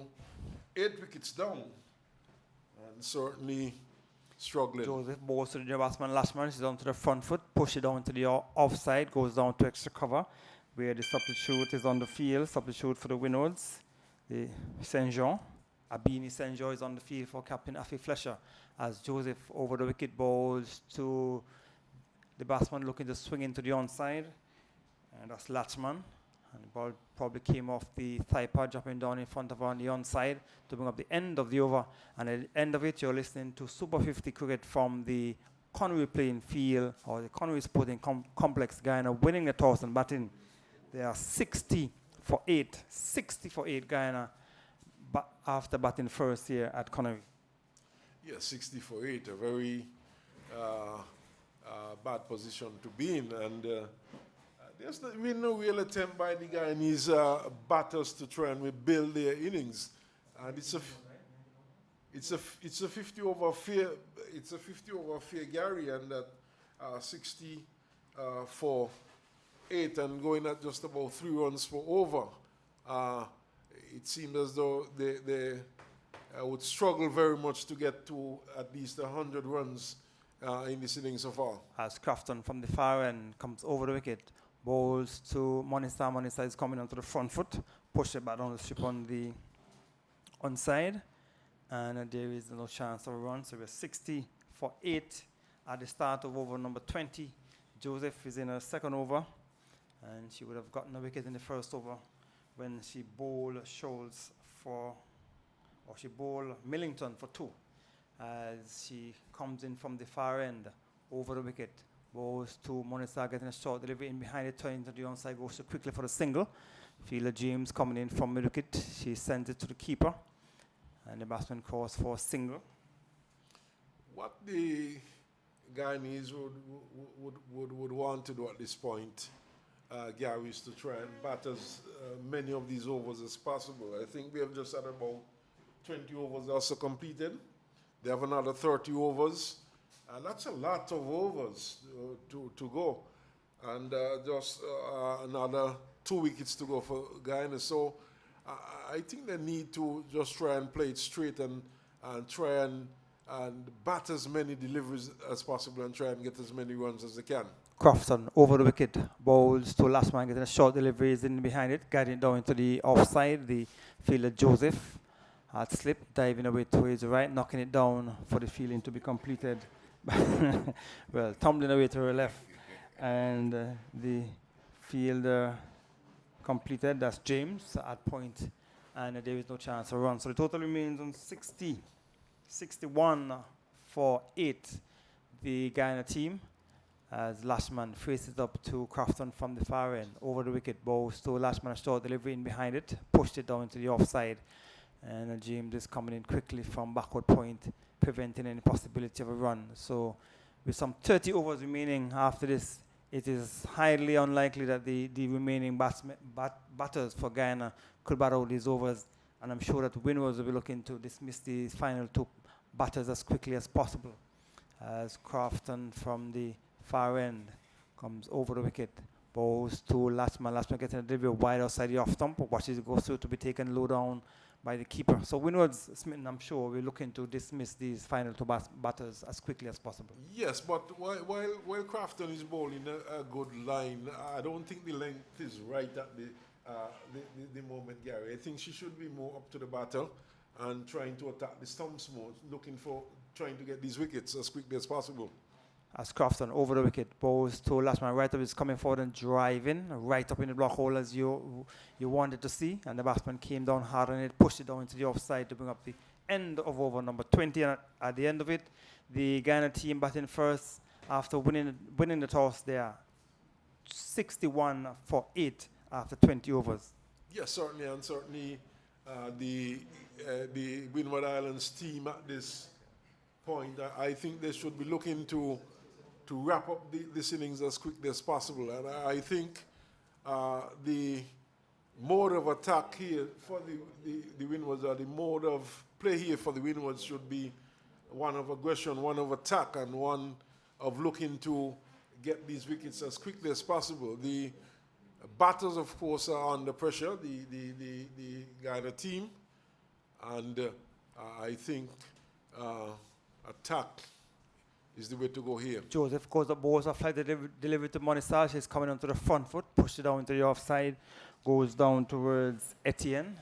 Etienne is at mid-off, she feels, and there is no chance of a run as Joseph goes over the wicket.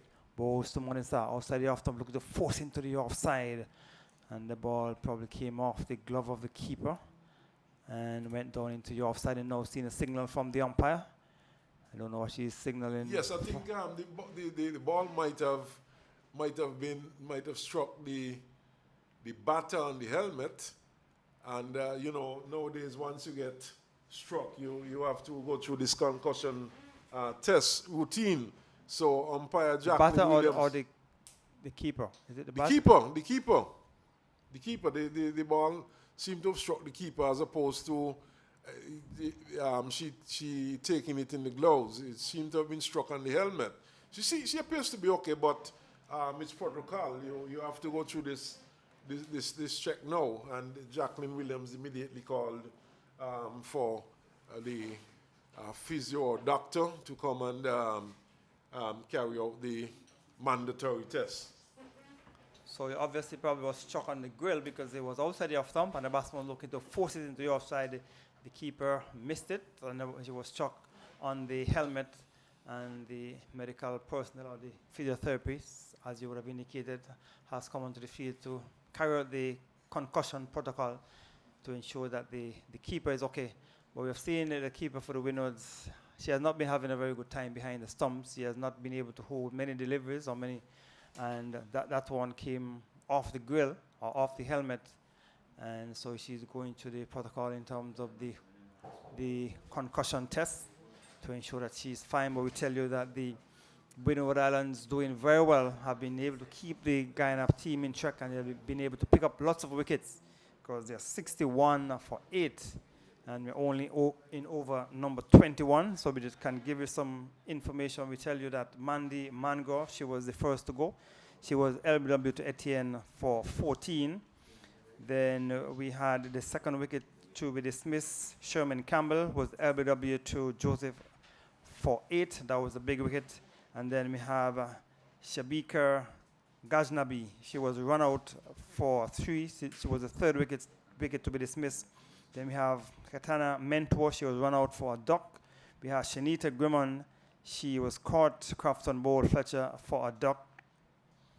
Then we also had Kesia Schultz. She was bowled by Joseph for 2. Millington, she was bowled by Crofton for 2 as well. And then Grimmon, she was also dismissed. And she made look like 19. And Windwards certainly were able to put the pressure on the Guyana team. 61 for 8. And we're in over number 21, so all seems to be set. The keeper has resumed her position behind the stumps, and Joseph will continue from the media center end. And she'll be going over the wicket to bowl to Monisa. Monisa outside the off stump, in behind it. Push it down into the offside, down to cover. Goes down to cover. It is fielded by Gilbert. Joseph bowls outside the off-stump. Batsman Monisa is on top of it, guiding it down towards the back of the point area. And there is no chance of a run. So we're in over number 21, being bowled by Joseph from the media center end. We can tell Joseph has picked up some 2 wickets so far. Goes over the wicket, bowls, and the batsman is taking on the pad, loud appeal. Try and get to Joseph.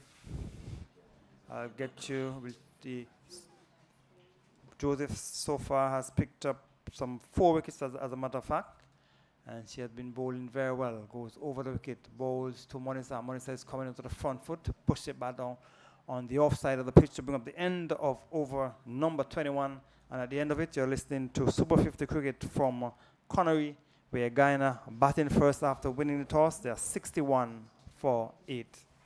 Yeah, 61 for 8.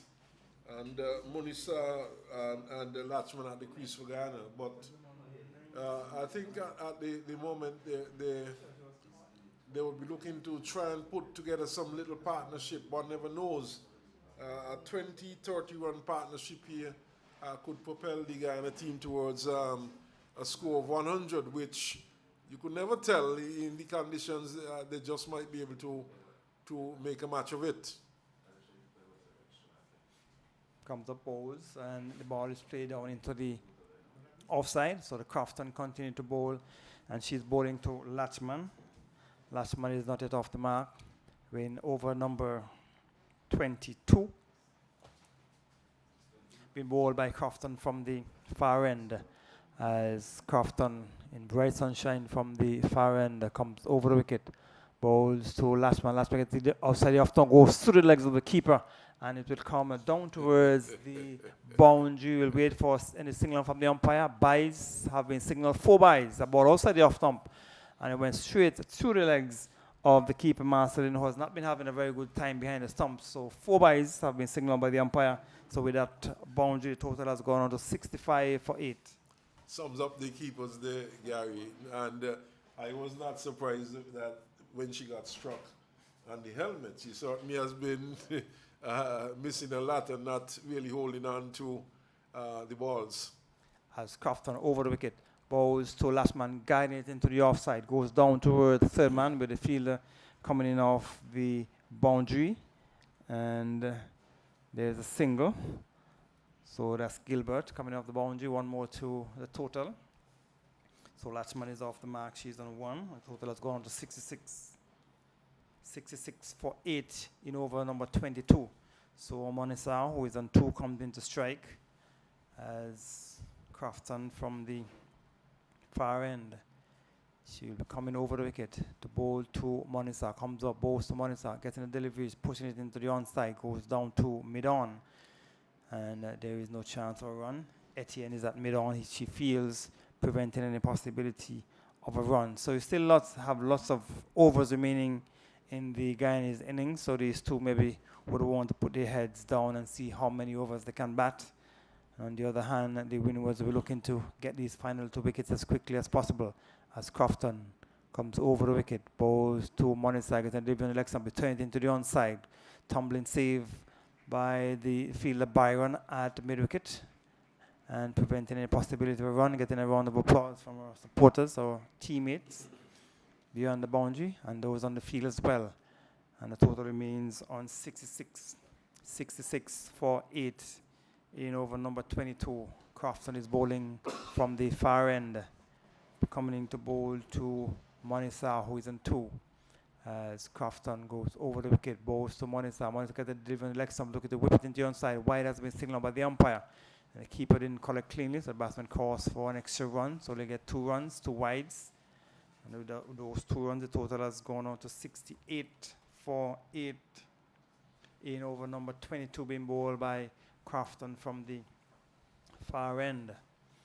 And the Windwards certainly doing well against the Guyanese team. I'm sure they came into this game as maybe the underdogs, as Crofton goes over the wicket, bowls to the batsman Monisa, going outside the leg stump, looking to turn it into the onside. And the over has been completed. So over number 22 has come to an end. Guyana, they are 68 for 8. Yeah, 68 for 8, and 22 overs gone. They're just going at just over 3 runs for over. And the Windwards continue to do well. But I think, though, the Windwards would probably be looking to go for an all-out spin attack at this point and try and wrap up this innings as quickly as possible. And Joseph will continue, of course. But at the far end, we have Crafton bowling left-arm medium paces. So perhaps they could change that mode of attack from that end. Joseph goes, look the batsman looking to guide it down towards third man, misses. So Joseph is bowling now between the umpire and the stumps, and she's going around the wicket to the right-handed Monisa. Goes around the wicket, bowls a flight delivery outside the off, the batsman is in behind it, pushed it down to the offside, goes down to the cover area. With the fielder came across to her left, she fields, and there is no chance of a run. 68 it is for 8. Between the umpire and stump, bowls a flight delivery, Monisa down the wicket and the stump. She came down the wicket looking to hit it out of the ground. She missed it. The keeper broke the stumps. It seemed as though she got back, as a matter of fact, because it seemed as though she came so far down the pitch. But she seemed as though she got the back leg back in time, Smithon. And my apologies to the listeners. It was a big drive. She missed it. The keeper took the bails off. Well, the keeper took the bails off, but with a rather delayed action. She was rather late taking those bails off. She allowed the batter to get back into a crease and then remove the bails. So the keeper was a bit too slow, and Monisa was able to get back as Joseph, between the umpire and the stump, bowls delivered. The batsman is coming forward, taking on the pad. Question asks of umpire Williams. She's not interested. And ball goes down into the offside. So the total remains on 68 for 8. Monisa, she is on 2. Latchman, she's on 1. Joseph has been bowling well. She has picked up some 4 wickets so far. Should have had 5. As she goes between the umpire and the stump. So bowl to Monisa, fly delivery the batsman. She's coming forward, pushed it down into the offside, down to extra cover. And the fielder came into, and she feels prevented any possibility of a run. That's Gilbert. As Joseph between the umpire and stump, bowls to Monisa outside the off stump, looking to slap it square. The wicket misses, taken behind by the keeper to bring up the end of another over, the end of over number 23. And things are going slow. The Windward Islands keeping things tight, and the Guyanese batsmen looking to bat as many overs as possible. But the end of the over, and it is over number 23 has been completed, 68 for 8. And with the hot and humid conditions here at the Connery playing field, we have seen a slight break as 2 of the emergency fielders are coming onto the field of play. It seems as though it's a water break as well, Smithon, because it's a hot and humid day here at Connery. Yes, it's hot, but we have had hotter days in the recent past. I don't think these last couple of days they have been that bad. In fact, it was said that a heat wave was passing across the country over the last week or 2, but conditions seem to have improved considerably. Although, I must admit, it is still very hot. But Joseph continues to bowl well, Gary. Joseph, in fact, should have had a 5th wicket if it was not for the keeper who made a mess of a stumping opportunity, and she really delayed her action, allowed the batter to get back into a crease, and thus denying Joseph her 5th wicket. But Joseph shows her versatility. She has changed her angle of approach. On 3 occasions, she started around the wicket, and then she switched to over the wicket, and then we saw going back around the wicket, but this time going between the umpire and the stumps. And certainly Joseph has performed well so far for the team. But as expected, the spinner coming back into the attack, the captain, Effie Fletcher, and perhaps looking to wrap up this inning. Yes, so Fletcher, who would have gotten the wicket of Grimmond and not Joseph. So Joseph actually has gotten 3 wickets. So Fletcher, she would have gotten the wicket of Grimmond. So Joseph actually have gotten 3 wickets, 1 to Etienne, 2 run-outs, and then we had, so Etienne 1, Joseph 3, Crofton 1 and Fletcher 1. As Fletcher comes over the wicket, bowls to the batsman. Last one is playing square of the wicket past the fielder James at backward point. Got the ball spun away from her and it went down towards the backward point boundary. And the batsman only crossed for a single. And now they get a second run because there's a bad return and it was not backed up properly on the onside. And the batsman was able to come back for 2. So 2 more to the total. It has gone on to 70 for 8 at the start of over number 20, is it number 24? Over number 24 being bowled by Fletcher from the far end. So last man moves on to 3, comes the ball to the last man outside the off stump. She's standing up tall, pushed it down to the offside. In over number 24, 70 for 8 Windwards. So some 26 overs remaining in this 50 over affair here at Connery as Fletcher over the wicket bowls to last man getting a flight delivery. She's coming onto the front foot, pushed it down into the offside. And the ball down the offside of the pitch, the bowler comes down the strip, picks it up and prevents any possibility of a run. Trinidad and Tobago 74 for 3 in 21 in the 22nd over. As Fletcher over the wicket bowls to last man, flight delivery, the batsman is coming onto the front foot, pushed it down to the offside. And there's still no chance of run. So we're in over number 24 here at Connery. 70 for 8 at Warner Park in over number 22. Trinidad and Tobago are 74 for 3. Over the wicket balls a fly delivery in the air down towards the mid-off area. The ball dropping in front of the fielder looks like Crofton. She fields and over number 24 has been completed. So after 24 overs, the Guyana team batting first. They are 70 for 8 wickets.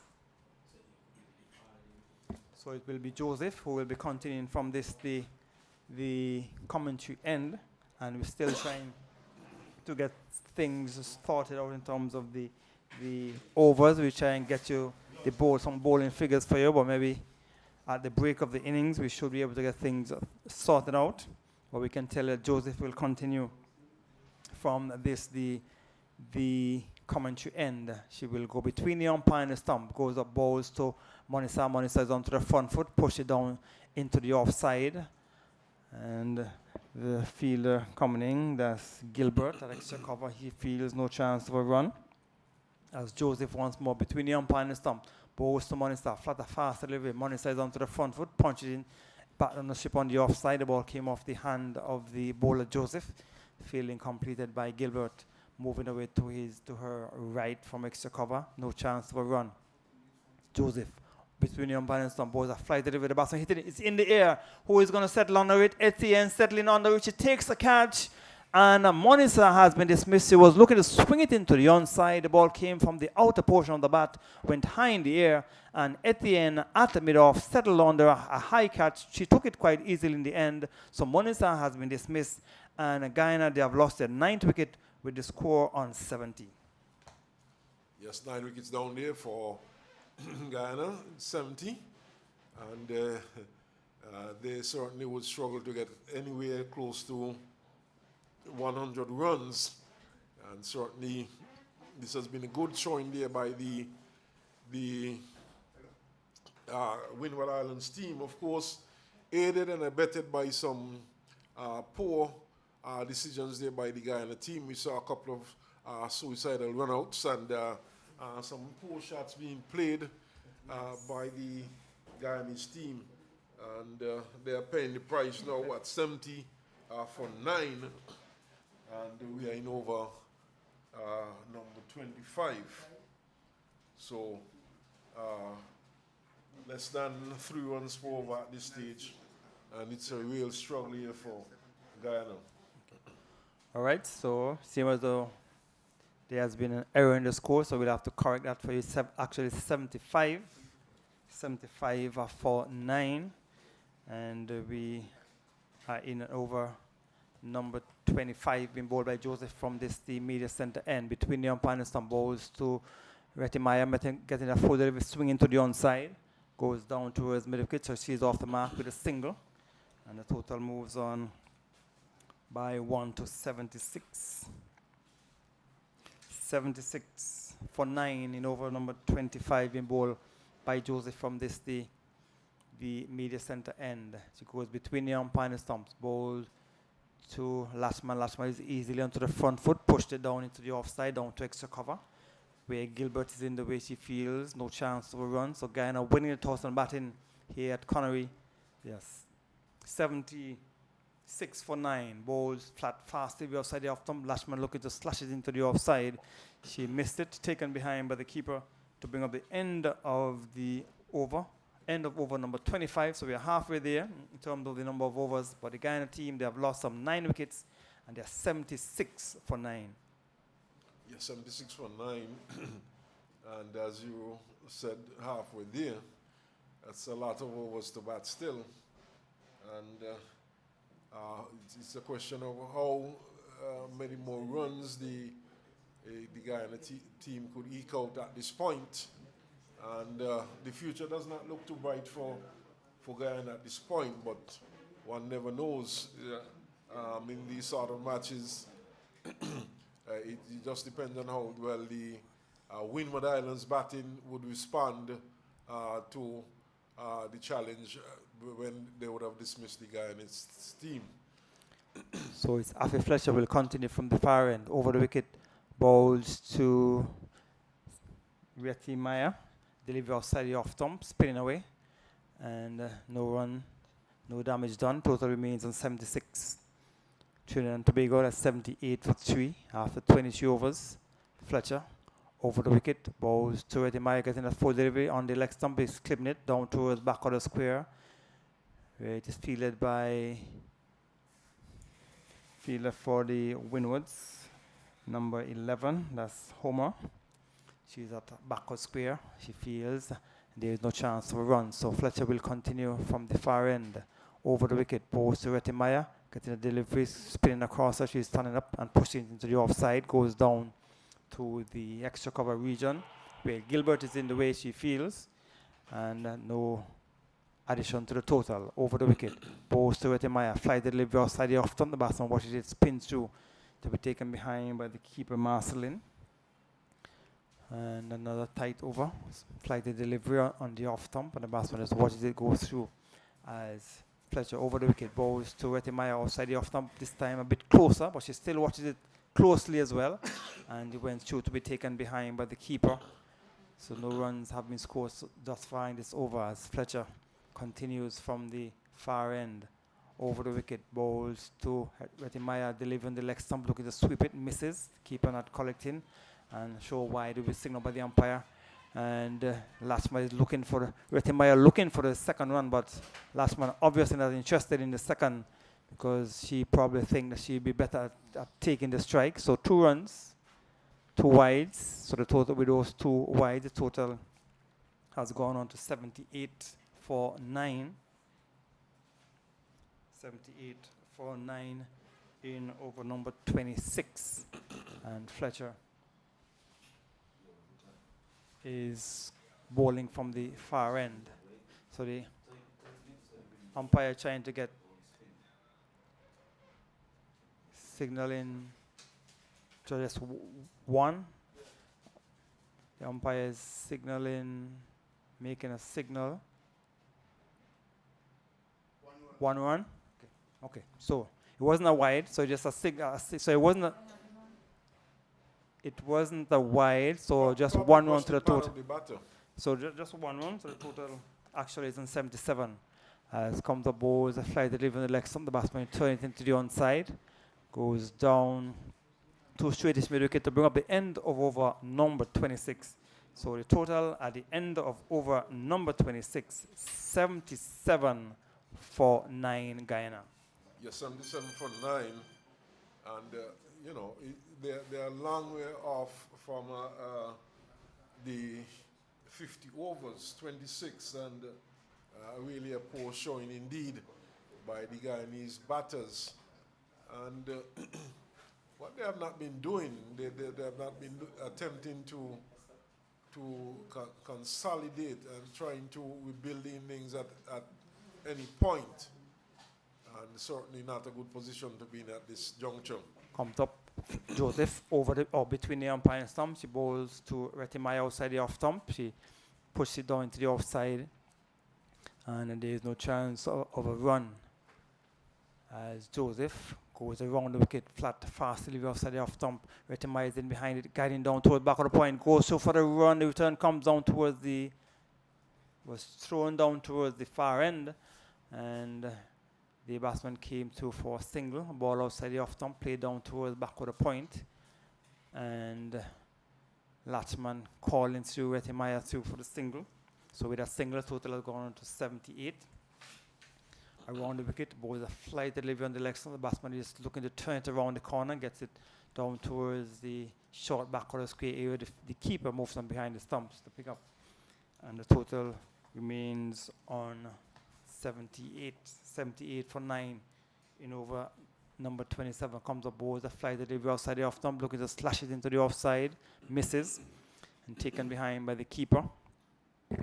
So Joseph has been bowling very well as she goes around the wicket, bowls to the batsman. It's taken, looking to push into the offside, probably came off the outer portion of the bat, went down into the offside, and there was no chance of run there. She started to appeal, but she realized that ball probably came from the bat.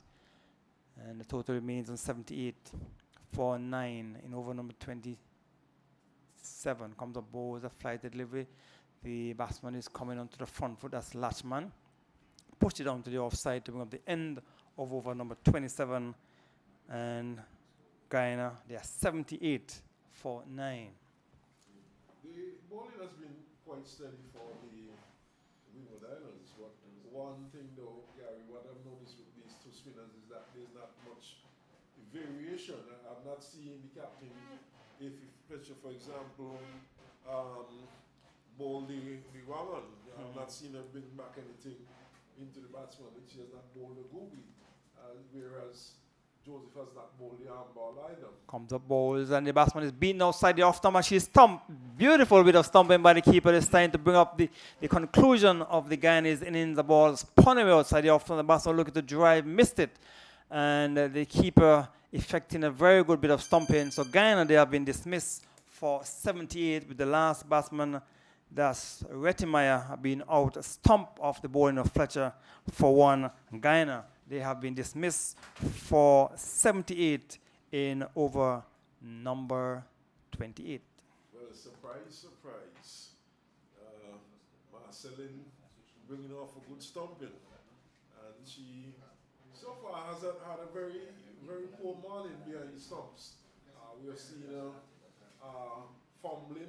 We have seen her miss stumping earlier on, but this time she came good and she effected the stumping and bringing the Guyana's innings to a close at 79.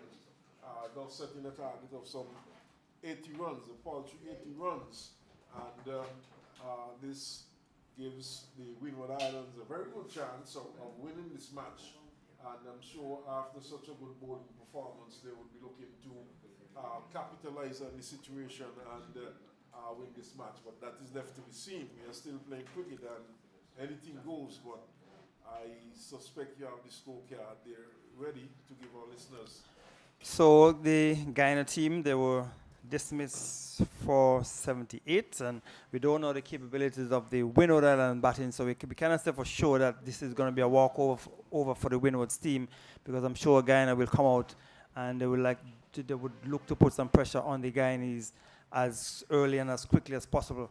So we still have to wait and see what will happen in terms of the way the Windwards ladies will go after the 78 runs. They have all of 50 overs, but it is highly unlikely that they'll be batting for 50 overs. And in these type of competitions with women's cricket, you probably most times don't expect the team to be batting 50 overs. But we try and go through the batting for you, because we want to apologize to the listeners, because we had we started, the scorers were not really organized at the start of the match, so we were a bit behind in terms of the actual scores, and we want to apologize to you for that. We'll try and get all that sorted out, but we'll go through the batting card for you in terms of the Guyana team. Mangro, she was LBW to Etienne for 14, and Liana Grimond, she was caught off the bowling of Joseph for 19. Sherman Campbell, she was LBW to Joseph for 8. We have Jabika Ganajbi, she was run out for 3. We have Mentor, she also was run out for a duck. Shanita Grimond, she was caught off the bowling of Fletcher for a duck. We have Casey Schultz, she was bowled by Joseph for 2. Millington, she was bowled by Crofton for 2. We have Monisa, she was caught. Etienne bowled Joseph for 2. Lachman was not out on. Lachman made 3. She was not out 3. And Retimaya, she was a stump off the bowling of Fletcher for 2. And Guyana, they were all out for 78. Guyana all out for 78. And the Windwards will have to make 79 to win. We'll try and get the bowling figures for you. I'm not sure if the bowling figures is available. It doesn't seem as though the bowling figures are available at this point, but we can tell you for sure that Guyana, they were dismissed for 78 in over number 28. And we will take a break and we'll be back at the start of the Windwards innings.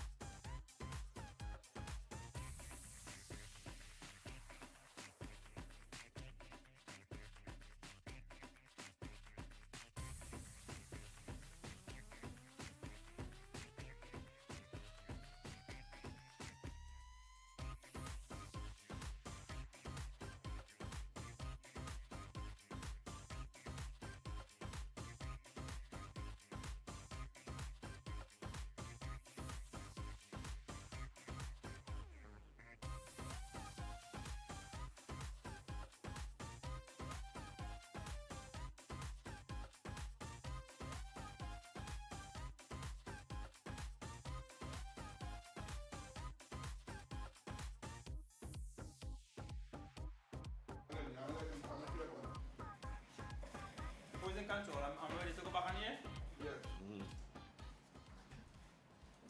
Thank you very much and welcome back to the Connery Sporting Complex. We are about to see the Windward Islands go in search of 79 for victory. We tell you that the Guyana team, they were dismissed for 78 and the players are on the field, two openers for the Windwards.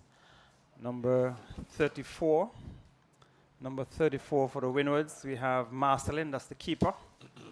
And I'll get the number on the back of the left-handed opener. So it seems as though Guyana will open with spin. And it seems as though it will be for Guyana, it will be Gajnabi, the vice captain of the Guyana team. Is that Gajnabi? Or is that number 9? To the opening bowler for the Guyana's team from the far end. We'll get the name of that bowler for you in just a minute. There's a slip. There's a backward point, a cover point, extra cover, and a mid-off. Comes over the wicket. Bowls to Marcelin. Marcelin is standing up tall, looking to push into the onside. Probably came off the thigh pad. No chance of a run. So the bowler for Guyana with number 3, that's Grimmon, Shanita Grimmon. She's bowling from the far end, right arm over the wicket. Comes up, bowls to Marcelin. Marcelin at the reverse side after. She's playing it, misses, taken behind by the keeper, Campbell.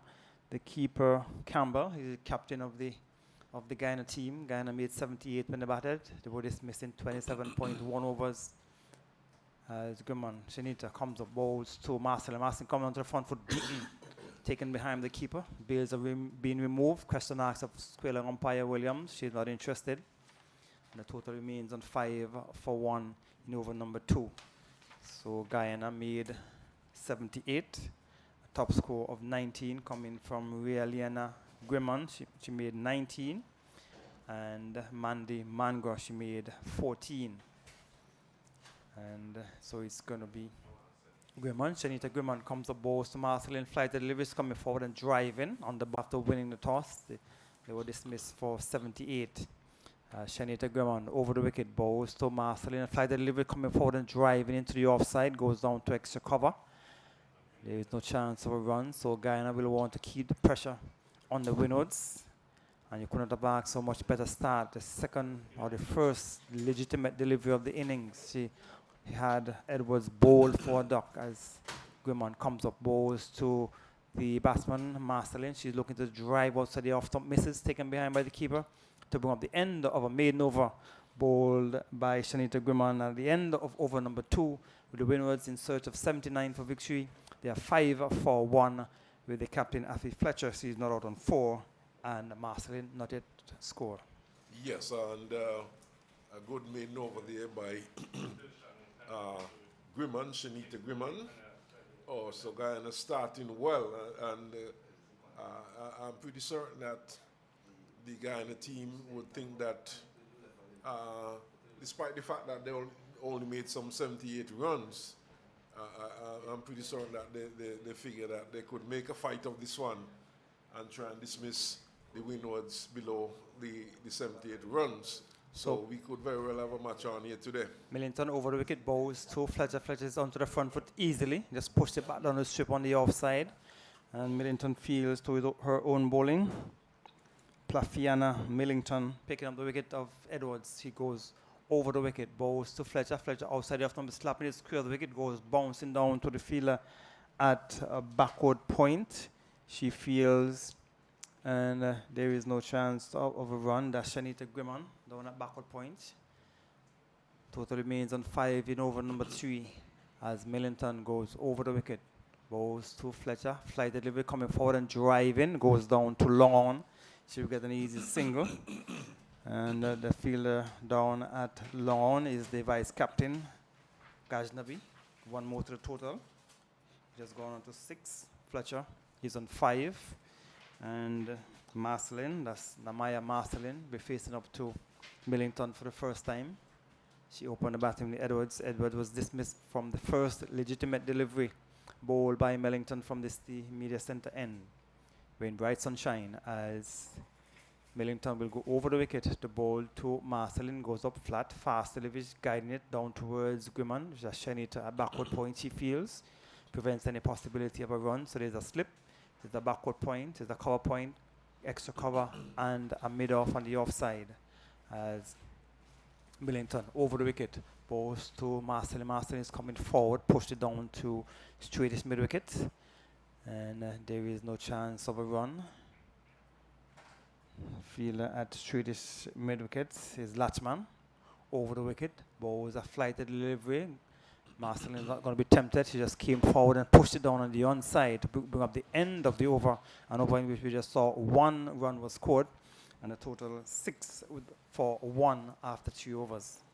Yes, so Guyana keeping it tight at the moment, but of course runs are very precious, having just scored some 78 runs. So at the same time, they'll be looking for wickets, but at the same time, they'll be hoping that they will not be giving too much away, so they would have to keep things tight here if they are going to make a match of it. Fletcher, on the other hand, the captain of the Windward Islands team, she has looked good so far. She has been timing the ball well, and certainly we could be in for a pretty good match this afternoon, despite the low score. So Shanita Grimmon will continue from the far end. Over the wicket, bowls to Fletcher. Fletcher is coming out of the front foot, beaten outside the off stump. The ball spinning away, taken behind by the keeper. Quite questions asked of the umpire. She's not interested. So we have umpire Caroline Brown and Williams are the 2 officiating umpires in this encounter.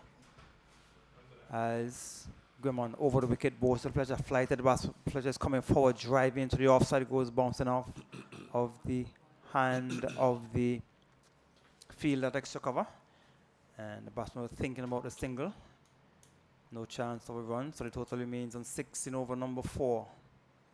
And it's Shanita Grimmon from the far end, bowling to Fletcher, who is on 5. She comes over the wicket, bowls to Fletcher, flatter, faster, plays into the offside, down towards the back of the point. The fielder came in quickly and prevented any possibility of a run. That shows at backward point, feeling, and there's no chance of run. So we're in over number 4 as over the wicket, bowls to Fletcher. Fletcher is slapping into the offside, goes down to cover, and there is no chance of a run. The fielder in the covers, we have Monisa. She fields and prevented any possibility of a run as Grimmon over the wicket, bowls to Fletcher. Fletcher is coming forward easily, push it down into the offside, and the fielder Monisa coming in from cover, feels no chance of a run. So we're in over number 4, 6 for 1. In over number 4, the target is 79 as Grimmon over the wicket, bowls to Fletcher on the leg stump, just watches it, took it on a pad, goes down towards the back of the square area where the Ugla fields, and there's no chance of run. So same as though there's a substitute on the field for Guyana. But the over has been completed. So over number 4 has been completed here at Connery, and the Windwards in reply to 78. There are 6 wickets, 6 runs for 1 wicket. Well, Guyana, of course, starting with a double spin attack, and so far it seems to be working for them. And Fletcher, of course, looking to break free, but these spin bowlers have kept things in check. Marcelin yet to get off the mark. Benton bowls to the batsman outside the off stump. She pushed at it, misses, taken behind by the keeper. So that's Marcelin. Marcelin, as she faces up to Wellington from the media center and goes up, bowls to Marcelin outside the off stump. She pushed at it, missed it, taken behind by the keeper. She seemed to have been in 2 minds, maybe thought about leaving it, then playing at it at the last minute, taken behind by the keeper and captain of the Guyanese team, Sherman Campbell. As Millington goes over the wicket, bowls to Marcelin. Marcelin's coming forward and driving. We get an easy single. Goes down to Gajnabi on the long on fence. She came in, picks up, and Marcelin is finally off the mark. She's on 1, and the total has progressed to 7 for 1, main over number 5. As Millington over the wicket bows to Fletcher. Fletcher is coming forward easily onto the front foot. Just pushed it down on the offside of the square where the bowler Millington just moved around to her left. She collected and there is no chance of a run.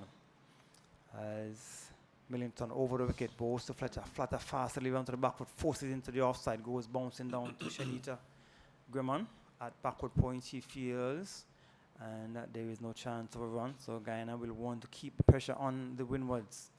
They only made 78 as Millington over the wicket bows to Fletcher offside the off stump, is guiding it down towards back of the point.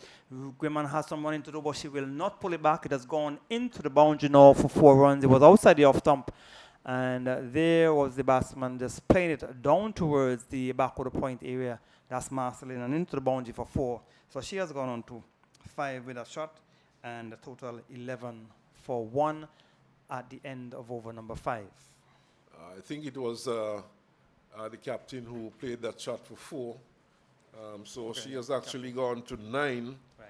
And Marceline is stuck on 1. She took some time to get off the mark, Marceline, but I'm pretty certain that she would be happy to get off the mark. But a lovely shot there by Fletcher, just getting it back out of square on the offside for 4. So Grimmon will continue from the far end. Over the wicket bows to Marceline. A flow delivery. The batsman is looking to drive into the offside. Goes bouncing down towards the slip. And goes down towards the slip fielder. And that's Mandy Mango. She's one of the opening batters for Guyana. Chanita Grimmon over the wicket bows to Marceline. Marceline is coming easily forward. Pushed it down on the onside of the strip for the fielder Latchman to come in from the straightest mid wicket. She feels and there is no chance of a run. Shanita Grimmon over the wicket bows to Marcel. Marcel is coming forward and driving. Will go down towards the mid-off area and there is no chance of a run. We're in over number 5 and the total 11. The target is 79 as Grimmon over the wicket bows to Marcel and flatter fastly returned into the onside, goes down towards Latchman. She's a straightest mid wicket, she feels, and the total remains on 11 for 1 in over number 5 as the Grimmon will continue from the far end. Over the wicket bows to Marcel. Marcel could just slap into the offside, goes so for the single, and the fielder coming in from mid-off didn't pick it up quickly enough and the batsman went through for the run. So 1 more to Marceline, 1 more to the total. It has gone on to 12. 12 for 1 in over number 6, is it? Over number 6 as Grimmon over the wicket bows to Fletcher. Fletcher is coming forward from an open face of the bat into the offside, goes for a single return, comes in, stumps are broken, loud appeal. Umpire Williams not interested in the appeal and they will get a single. She stood there looking at it, but the batsman was quickly home. That's Marceline to bring up the end of over number 6, 13 without loss at the end of over number 6. Well, you said the batter was home, but that looked pretty close. Well, the fact that the umpire didn't give it, it means that the batsman was home. Well, we don't. The umpires do not have the benefit of a review system, but that one looked pretty close indeed. But in the end, the umpire gave the benefit of the doubt to the batter, and it's 13 for 1, and Marceline and Fletcher looking to build there for. Millington bowls to the captain. Fletcher is coming onto the front foot, just pushed it down into the offside. And there's no chance of runs. So Marceline is on 2, Fletcher is on 10. 13 for 1. As Millington over the wicket bowls to Fletcher. Fletcher is hitting it in the air, down towards the mid-wicket area. The fielder comes across. Will he pull it back? No, it has gone into the boundary for 4. A ball on the centre leg stump. And the batsman Fletcher just hoisted it over mid-wicket, down towards the boundary for 4. So with that shot, the score has gone on to 17, and Fletcher has progressed to 16. Well, 14, sorry. Well, Fletcher is the captain, of course, and she has gone in a pivotal position. She has gone in at number 3, and she's looking to take charge out there. Millington goes up, bowls to Fletcher. Fletcher gets the delivery outside the off stump, playing at it. Not collected cleanly by the keeper, coming off the hand, the glove of the keeper, and goes down to Mango at first slip, she feels, and there is no chance of a run. So it's 17 for one, when over number 6 being bowled by Millington from the media center end. She goes over the wicket, bowls to Fletcher. She's easily onto the front foot, guiding it down into the offside, down towards the backward point, where Shanita Grimond is in the way she feels and prevents any possibility of a run. As Millington goes over the wicket, bowls to Fletcher. Fletcher fastly will swing into the onside. There's a fielder down on the boundary. She will come across to her left, picks up just about now, and the batsman are coming up for the second one. The return came in, and misses a stump. It was a direct hit. Marceline would have been run out, but they were able to come back for 2 in the end. So 2 more to the total, which has gone on to 19 in over number 7, being bowled by Millington from the media center end. Yes, and the bowler guilty of not getting behind the stumps. She was some distance away from the stumps when that return came in, and perhaps had she been closer to the stumps, who knows what might have happened. They could have had a run out. Millington over the wicket, bowls to Fletcher. Fletcher then delivers driving into the offside. We go down towards long on, where Gajnabi, the vice captain, is in the way she feels. And the total moves on by 1 to 20. And Captain Fletcher has looked good at the end of over number 7. She is on 17-2 to Marceline. It is 20 for 1, the Windwards. Yes, Fletcher, from the moment she got to the crease, she has looked very good indeed. She has been timing the ball well, has played some crisp and fluent shots, especially through the onside. And one shot we saw for 4, she played past backward point on the outside for 4. Grimond comes up, bowls to Fletcher. Fletcher's coming easily onto the front foot, just pushed it down into the offside, down to the cover area, where Monisa is in the way she feels. Ashmini Monisa is at cover as Shanita Grimond over the wicket, bowls to Fletcher. Fletcher is looking to swing into the onside, comes off the pad, goes down towards the short fine leg area. The fielder moves across to her right. That's the Ogler. Leg by, signal by the umpire. Total moves on by 1 to 21.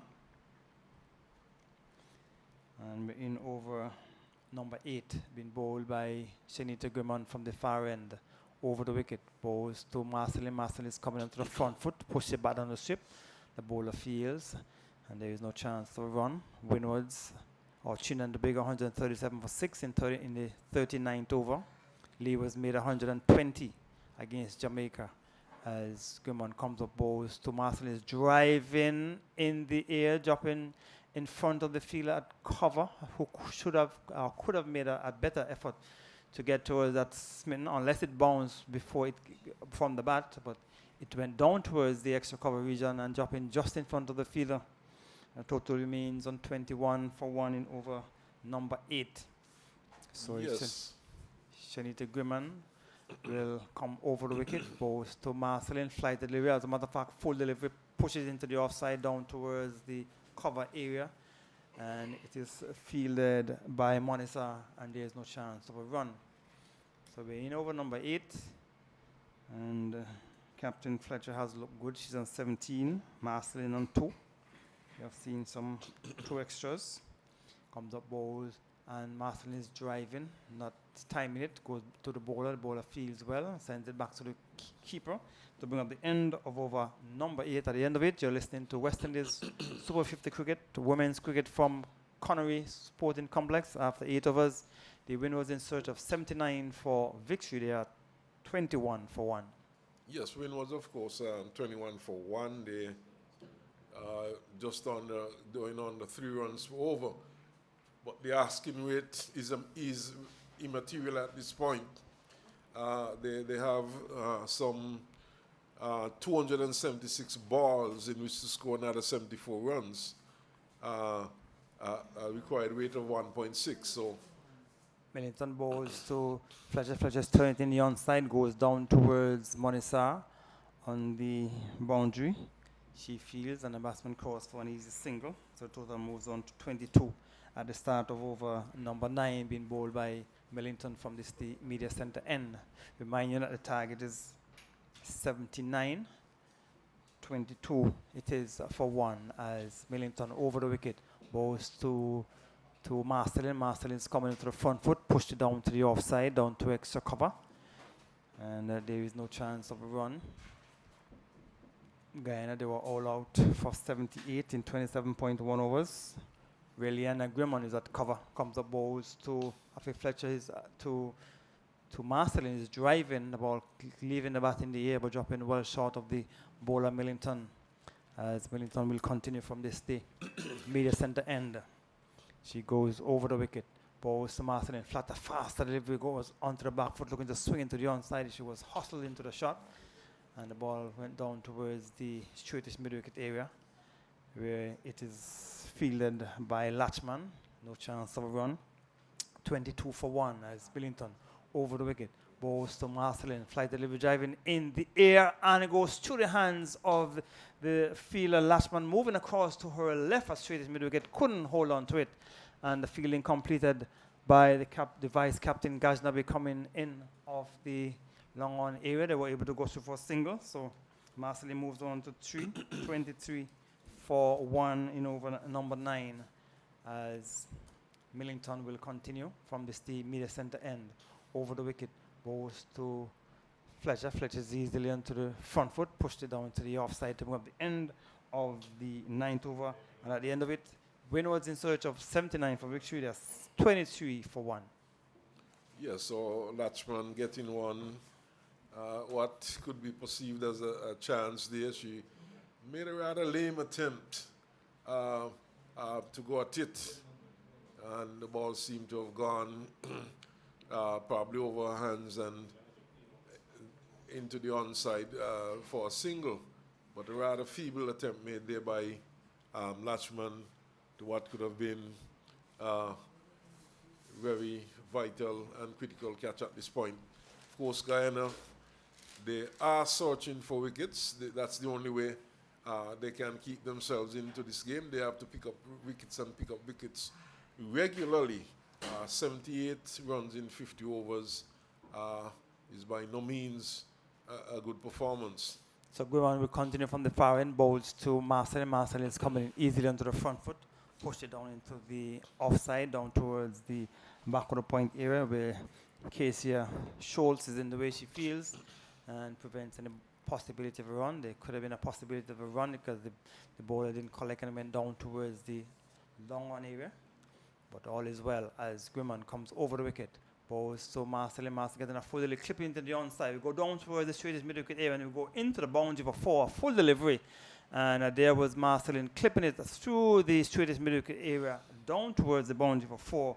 So with that shot, the total has gone to 27. And Marcelin has progressed to 7. Good shot to a full delivery. Yes, a very good shot indeed there by Marcelin, timing it well and getting it between long on and deep mid-wicket and picking up 4. Comes up bowls to Marcelin. Marcelin looking to turn to the onside, taking on a paddle, low appeal, but obviously going down the onside from the movement of the keeper, who was obviously moving down the onside, and the umpire at the far end, that's Caroline Brown, is not interested. And the total remains on 27 for 1 in over number 10. Comes up bowls to Marcelin. Marcelin is coming easily forward, push it back on the strip on the offside. And there's no chance of a run, so Marcelin is on 7. Fletcher is on 18. It is 27 for 1 as Grimmon over the wicket. Bowls to Marcelin, flatter faster. She's onto the back foot, pushing it back down the strip.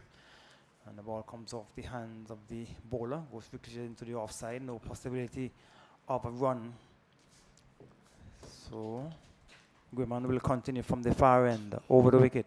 Bowls to Marcelin is coming forward and driving. We get an easy single as the fielder has to move across to her left down at long on. And with that single, Marcelin has gone on to 8. And the total has progressed to 28 for 1 after 10 overs here at the Connery Sporting Complex. Yes, 28 for 1. This is a fairly good response here by the Windward Islands team. Bearing in mind that they would have lost the wicket with this score on 1 and the end of the first power play. But certainly Windwards really consolidating and consolidating well.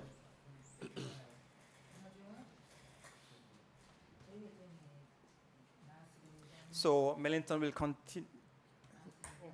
Millington will continue. Balls to the batsman. Marcelin is driving down to long on. She got an easy single. Total moves on by 1. And Marcelin has also progressed to 1. So it's 28 according to official score. 28 for 1 as Millington goes over the wicket to bowl to Fletcher. Fletcher getting a delivery, coming forward, making some height. The ball leaving the bat in the air, but dropping well short of the fielder coming in from back of the square. And the total remains on 28 for 1. As Millington goes over the wicket to bowl to Fletcher. Outside the off-stump, guiding it down toward the third man. They will get an easy single as Griman has to move across to her left from backward point. 1 more to the total, 1 more to Fletcher. And it's going on to 29 for 1 in over number 11. Been bowled by Millington. So Millington is in her 5th over. From the media center end, she got the wicket of Edwards when she was bowled for duck. Goes over the wicket, bowls to Marcelin. Marcelin comes forward in the air, and the fielder at cover point was moving across to her left. That shows trying to take the catch, and the ball has gone down towards the boundary. She pulled it back just inside the ropes, and the batsmen have crossed for 2. We'll wait and see if there's any signal of 4, but she might just flick it back just in time. So 2 more to the total. It has gone on to 31. And the batsman Marcelin, with those 2, she has progressed to 10. And Fletcher is on a 19. So it's 31 for 1 as Millington over the wicket, bowls to Marcelin. Marcelin is coming easily and correctly forward. And just puts it back on the strip on the offside. And Millington fields to zone bowling. So the Windwards team seem to be doing it quite easily thus far. 31. In the 11th over, goes over the wicket, bowls to Marcelin. Marcelin is coming forward and pushed it into the onside, goes down to Lashman at straight mid wicket.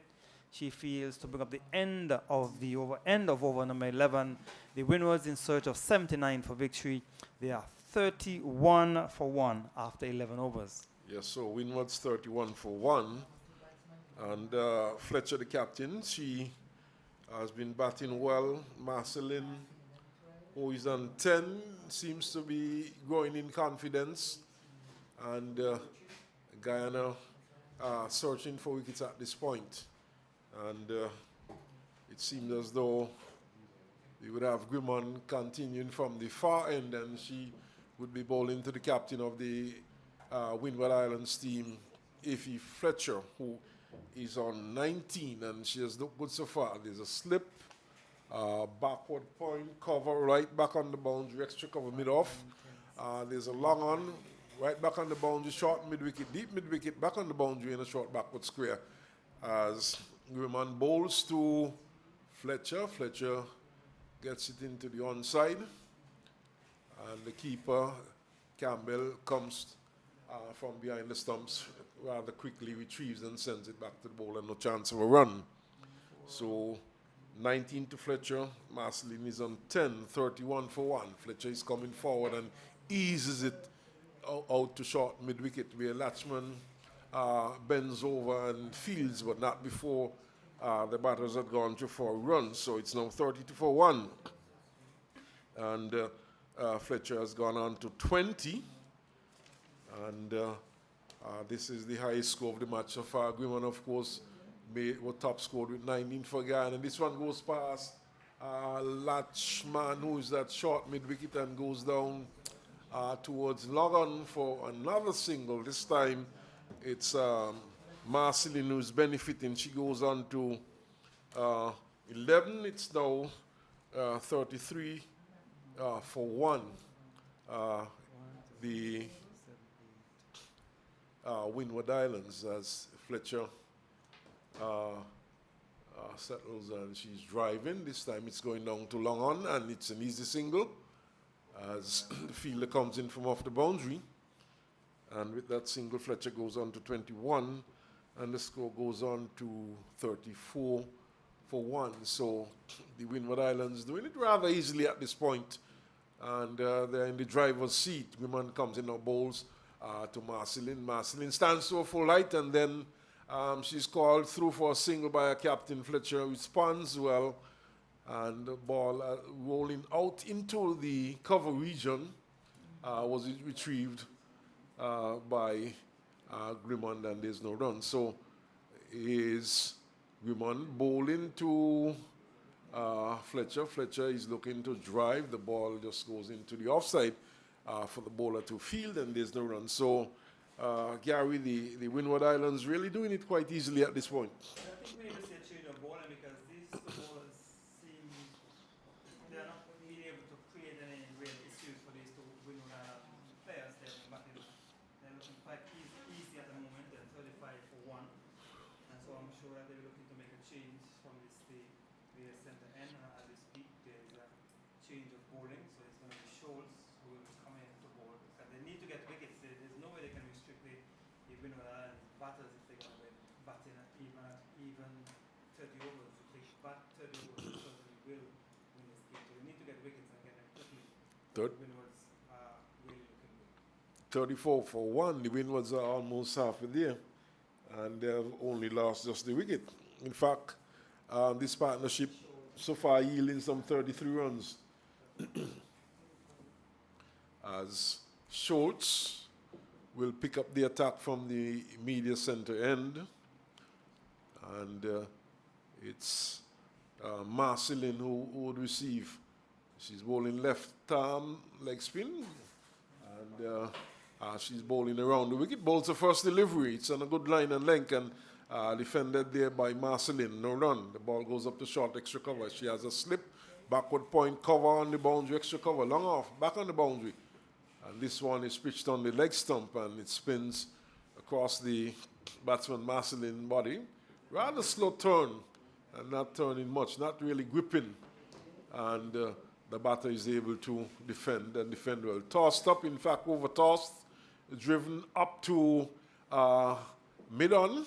Mid-on is a bit deep, and the single easily taken as Timaya retrieved and sent the return towards the bowler's end. So Marceline, she moves to 12. It's now 35 for 1. The captain, Fletcher, is back on strike, and this one is tossed up and driven past the diving figure of Schultz. It goes down to long off, where it's fielded by Ganashby, the vice captain of the Guyana team, and a single to the score. So Fletcher, with that single, goes to 22. It's now 36 for 1. So tossed up once more and quietly comes forward, and then for some unknown reason decided that there was a possibility of a run, and Marceline sets off, but was quickly sent back by her captain, and in the end got back safely. So score kept on 35 for 1. She is on 12, Marceline. Short and pulled into the onside by Marceline, but just for a single, as mid-wicket comes in from off the boundary to field. That's Munisa.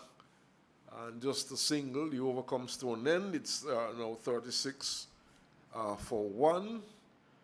The Windwards, and Windwards really doing it easily. So it's actually 38 based on our score. Official score indicated that it's 38 after over number 13, is it? 13 overs have been completed.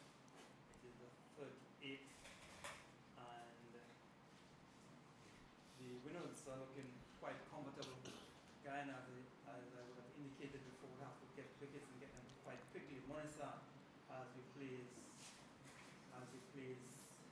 Shanita Berman from the far end, because Guyana will be looking in search of some wickets, and so it's going to be Schultz to be, that's number 14, is it?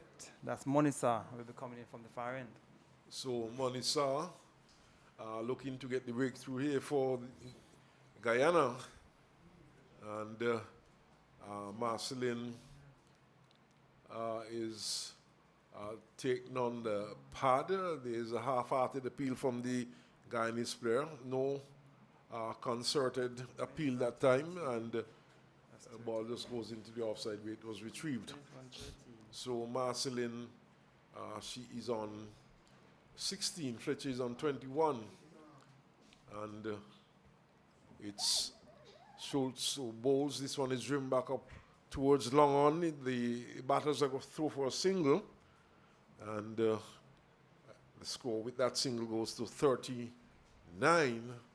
39 it is for one. So just another 40 runs or so required by the Windward Islands team if they are to win this match.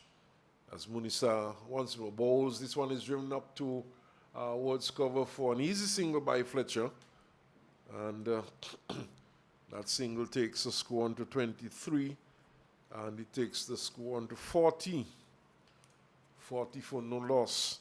The Windward Islands.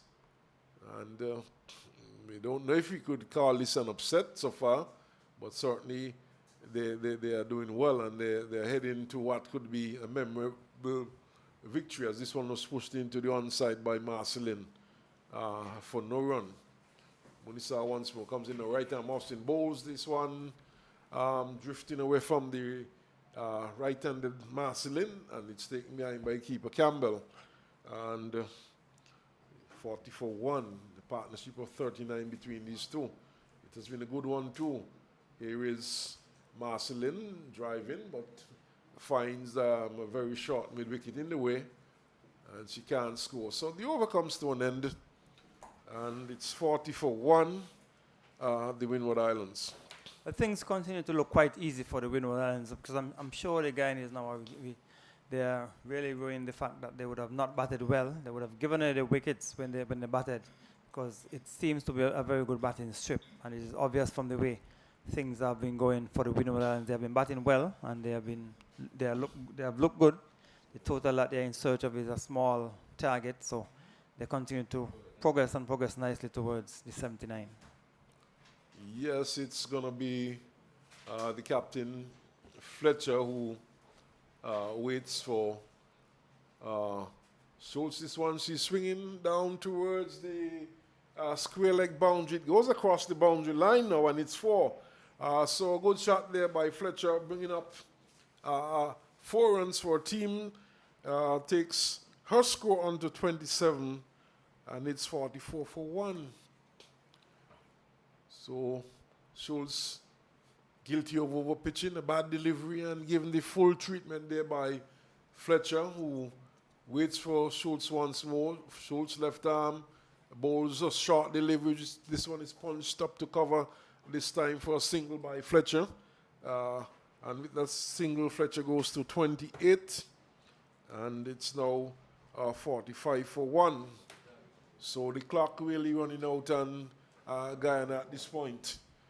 And here is Marcelin playing into the offside. No runs scored. Schultz, left arm around the wicket, goes in the bowls, and he's an attempted cut shot there by Marcelin. She missed it completely, not taken cleanly by Campbell, and in fact it seemed to have struck her somewhere in the grills, and immediately the call for the doctor for the obligatory concussion check. Well, the second time in this match we have seen the keeper being shocked by a delivery that was bowled by the spinner, and so this time with the captain Sherman Campbell, the keeper. She was shocked on the helmet. A delivery outside the off, the batsman was looking to force into the offside, and so they're just doing the usual checks, and so the players have used this opportunity for a water break. Is it it doesn't seem as though it's a concussion check, Smith. It seems as though it's a what? No. Actually, it actually is a concussion check. The medical officer is there speaking with the keeper, but the other players are using the opportunity for a water break. So it's the second time in this match we've seen the keeper, both keepers have been struck, and the concussion protocol has been followed. Yeah, so, it's smooth sailing here by by the Windward Islands team. And of course, Campbell appeared to be all right, pretty okay from the onset. But of course, these days it's mandatory that once the fielder or batter or player, to sum it up all, is struck on the helmet, it is mandatory that a check should be carried out. And she seems to be pretty okay, no damage done. And Schultz will continue, and she will be bowling to Marceline with the score on 45 for 1, the Windward Islands, after dismissing Guyana for 78. Shortish, but played back up the track to the bowler who knocks it down and retrieves, and there's no run. So Windward Islands looking to wrap this one up. Still some distance to go. This one is driven by Marceline up towards widest long off. Ganasby is moving smartly to a left to field. There's the single. And Marceline goes on to 13. It's now 46 for 1 at the end of that over. So it's continuing to be easy going for the Windward Islands batters. They are now just 33 runs away from victory, if you can look at it that way. But the Guyana's team, I don't think they should be disheartened, because if you can get Afi Fletcher now, you never know what could happen. But the way things are looking, it is looking quite easy for the Windward Island batters. The captain, Afi Fletcher, she has looked very, very good. She has been stroking the ball well, and she has been putting the team in a good position to win the first encounter here against Guyana. And it will be a big win if they were able to get across the line here today. Oh yes, certainly the Windward Islands would be elated if they had to pull this one off. But as you rightly said, anything goes. A wicket here, especially the wicket of Fletcher, could really shift the balance. Short down the leg side, wide signal there by umpire Brown, and one more to the score. And that one delivered there by Munisa. The Guyanese bowlers there would have to be accurate, they would have to be tight, and they would have to pick up wickets. This one is outside the off stump and moving further away from the right-handed Marceline. No shot offered by the batter, taken behind by Campbell, the keeper. 46 for 1. And Marceline is playing this one down to mid-off. As the fielder is around to her right, that's Grimond. She fields, and with that single, it takes the score now to 48. And Marceline has gone on to 19. Fletcher is on 26. A single, this time up to cover by Fletcher. Fletcher will move on to 29. I'll get some confirmation on Fletcher's score in a while. But the overall score is 47,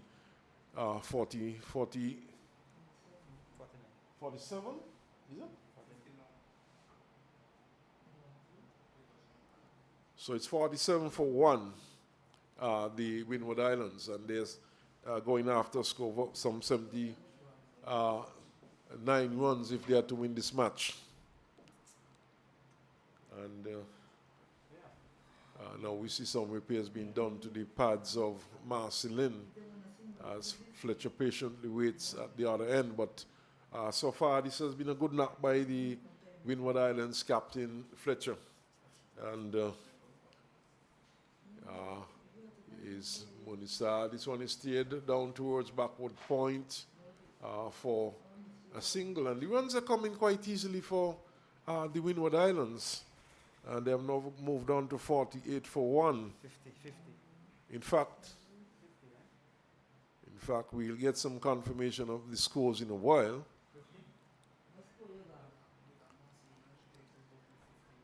So another run there back for the second one as the return goes towards the keeper's end. So runs coming easily for the Windward Islands team. We'll get the confirmed score in a while, but the overs come to an end, and certainly the Guyana team struggling at this point, searching, probing, trying to get the breakthrough, but just the 1 wicket down for the Windward Islands. Yes, so things continue to look quite easy for the Windward Islands, and the captain, she's batting well. She's on 30 based on my tally, but we can get the correct score from the scorers. And the total that we are told is 53 for 1 after over number 16. So this one is banged into the offside there by Fletcher. It goes up to cover, and that will take Fletcher's score on to 31 and the overall score on to 54 for 1. And the Windward Islands inching closer and closer to victory with just the 1 wicket down. Schultz about in a run. Seems as though a bit of bandage on a bowling arm had come loose. So she goes in once more. Left arm around wicket bowls. Full pitch delivery to Marcelin, who drives up to mid-on and gets a quick single. The ball fielded there by Wettimaya, but she was not quick enough to prevent a run. In fact, Wettimaya is fairly deep. So Marcelin has gone on to 14, and it's now 55 for 1, the Windward Islands. And Fletcher, who is on 31, is back on strike as for this delivery. She's back, forces out to cover for another single. And they're doing it quite easily. They're doing it in singles. And really tightening the screws here. So Fletcher has gone on to 32, and the score's gone on to 56-01. Here is Marcelin driving into the onside up to mid-on. Fumbled there by the field at mid-on. That's Latchman. And in fact, that's Diaguia, who is an emergency fieldsman. She is in action once more. And there's no run, so Diaguia, emergency fieldsman on. Schultz goes in and bowls to Marcelin. Marcelin plays down to square leg, finds Latchman in the way. She's thinking in terms of a run, but it's not on. The over comes to an end. It's now 56 for 1, the Windwards. And Gary, do you think the fat lady has started to sing as yet? Well, she's somewhere close by. She's somewhere outside, coming in, preparing to start to sing. But the Marcelin has done a wonderful job as the opener. And she didn't have a good time of it behind the stumps, but in front of the stumps, she's looking much better, and she's doing well. Oh yes, and of course, with a score of 79 to be chased down in some 50 overs, there's no need for the batters to go helter-skelter. And what Marcelin has been doing is anchoring the innings. And a captain has been a perfect foil as Fletcher is pushing back down the track to the bowler who fields to her own ball, in that's Munisa, and there's no run. As I was saying, Fletcher has been the perfect foil. She has been aggressive. She has been scoring rather freely, I would say, whereas Marcelin has helped to anchor the innings. And this has been a good partnership, a partnership of some 55 runs. As Fletcher is driving, it goes up to extra cover. Latchman is in the way. No, in fact, that's not Latchman. I think that's one of the Grimmons. And there's no run. As Here is Fletcher steering this one down towards third man for 4. That's a good shot. She was back to a shortish delivery and just steered it down towards the third man boundary, and the ball was always going to win the race. It's going downhill, and it's a fairly quick outfield, and Schultz never had a chance of pulling that one back. Okay, so on things continue. So with the score on 60, they're just some 19 runs away from what should be a very good victory for the Windward Islands. This has been a good knock by the captain, Fletcher so far. She's on 36. Make it 37 now as she drives down to long on and picks up a single. And the score now 61 for 1. So Windward Islands putting up a good showing so far. The captain leading from the front, the captain Fletcher, as Munisa bowls to Marcelin, and Marcelin is driving back up on the offside of the track. The bowler knocks down and prevents any run, so Munisa will continue as she's bowling right arm over the wicket, bowl shortish, and it's a forcing shot there by Marcelin up to extra cover. It's fielded, there's no run, end of the over, and at the end of that particular over, the Windward Islands 61 for 1. Well, 18 overs have been completed, and the Leewards, or the Windwards, looking good. The target is just 79, so they're just some 18 runs away from what to be a good victory for Windwards, and a good way to open the tournament. You always want to open any competition on a winning note, and the Windwards certainly are in a very good position to do that here at the Connery Sporting Complex. So Schultz will continue. She goes in her bowls, and this one is outside the off stump. In fact, the widely signal there by umpire Jacqueline Williams, and the one more to the score. So 62 for 1. And certainly Guyana not starting off well. There were some suicidal runouts. And overall, the batting was poor as Fletcher is defending and pushing into the offside.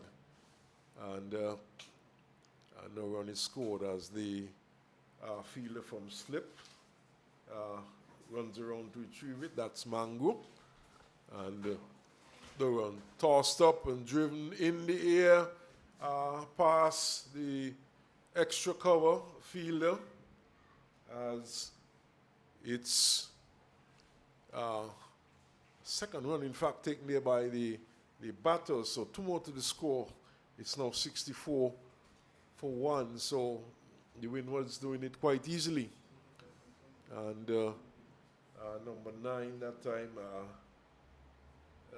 Millington, not being able to rope that one in, banged into the offside, but up to cover by Fletcher. She gets a single, and with that single she moves to 37, and it's now 65 for 1, so there's some 14 runs away from victory.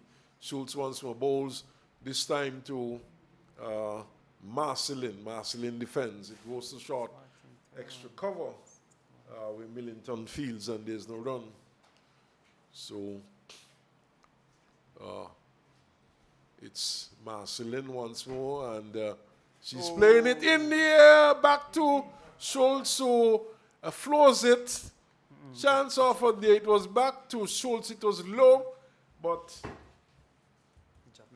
yeah, in fact, Gary's telling me it seems as though it might have dropped just in front of the bowler, but we'll never know, as this one, she's looking to steer this one into the offside this time, and the ball bounces into the offside where it was fielded, and the score at the end of that over 65 for 1.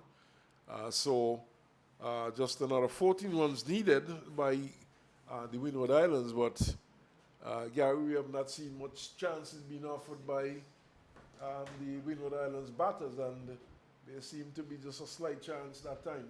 Yes, it was played back in the air, but from my vantage point, it seemed to have dropped just in front of the bowler who was diving forward looking to take the catch. But the Windwards continue to look good, and the Guyanese, I'm sure, will be ruining their chances, or the fact that they didn't bat well when they had a chance to bat on what has been a good batting strip.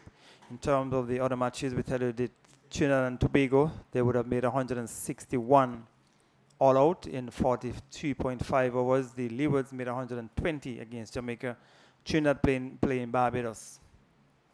But we have a change in bowling from the far end, as this one is punched into the offside. Mangu. It's Mangu who picks up the attack from the far end. And Fletcher immediately gets a single off Mangu. She goes to 38, 66 to 1.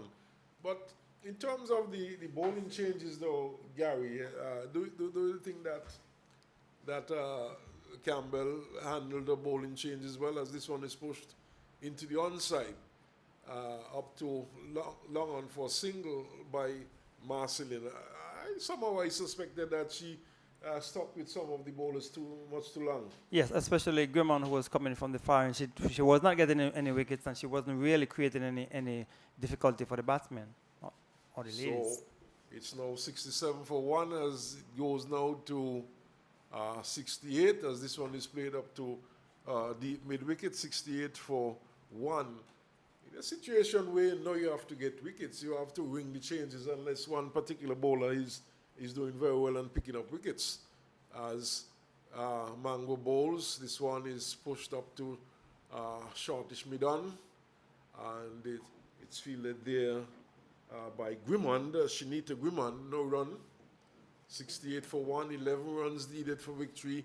The Windward Islands, Mango once more tosses up, driven, but straight back to the bowler who fields to her own bowling. And the score is kept on 68 for 1. As Marceline, who has been there from the start, she opened the batting with Edwards, who was bowled for no score. This one strikes on the pad. She's looking to force it into the onside. No run is scored.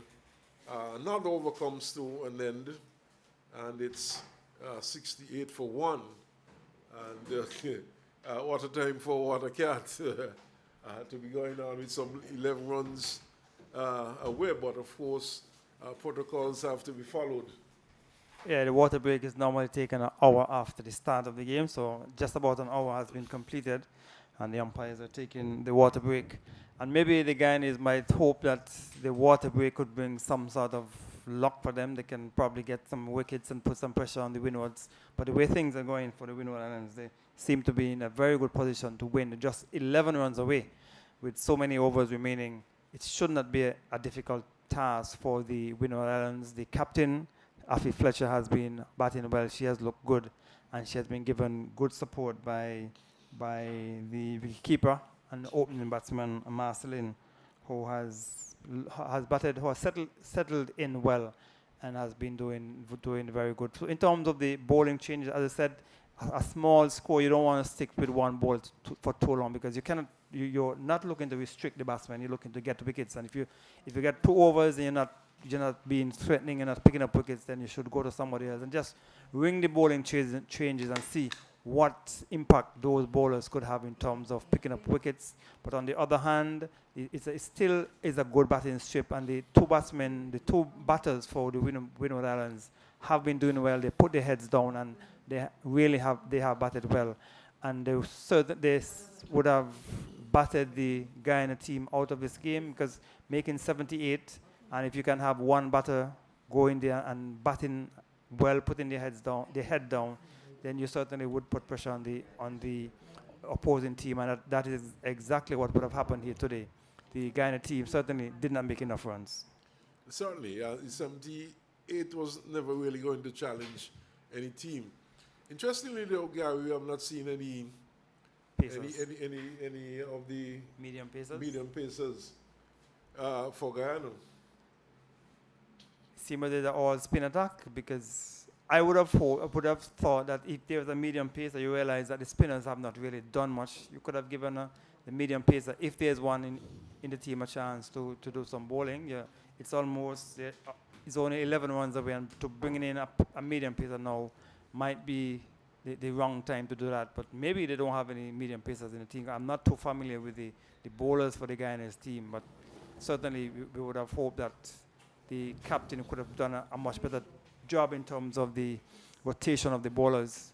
And he will continue with shows from the commentary end. So Guyana, they're 68 for 1. They lost the first wicket in the first over, the very first, or the first legitimate delivery of the over. Well, I could tell you though, Gary, Sherry-Ann Fraser is a very critical member of the Guyana's team. She's a medium pacer, pushed into the offside there by Fletcher, no run. And she has some good pace also, but she's not in this team, so I don't know if she's injured. Schultz bowls to Fletcher. Fletcher is forcing up to cover and gets an easy single. So with that single, she moves on to 39. It's now 69 for 1. But certainly, in terms of female cricket in the West Indies, Sherry-Ann Fraser is one of the quality players around, but she's not. She is here, but she's not playing. This one is driven up to middle for a quick single. The return goes past the non-striker's end, and in the end, Wetimaya, she missed everything and was backed up in the offside there, and the single was easily taken by Marceline, who has gone on to 15. It's now into the 70 for 1. So it's a delivery which is down the onside there by Schultz. White signal there by umpire Jacqueline Williams. One more to the score.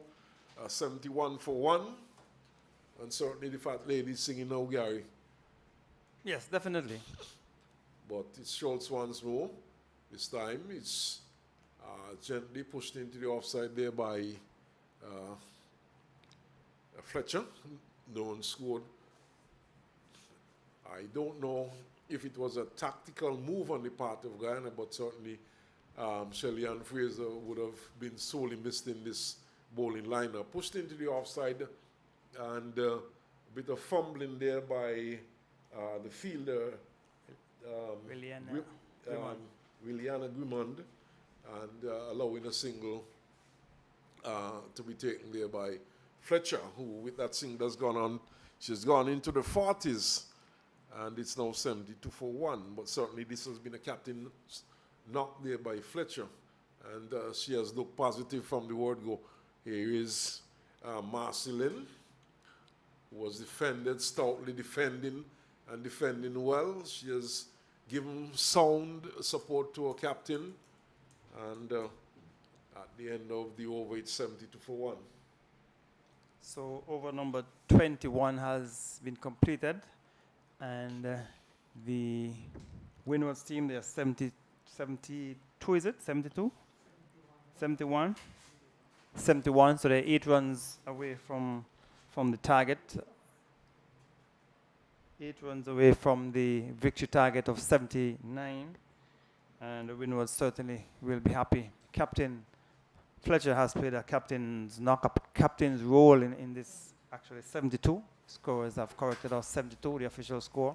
So Captain Fletcher, when she bowled well, and now she's batting and looking good.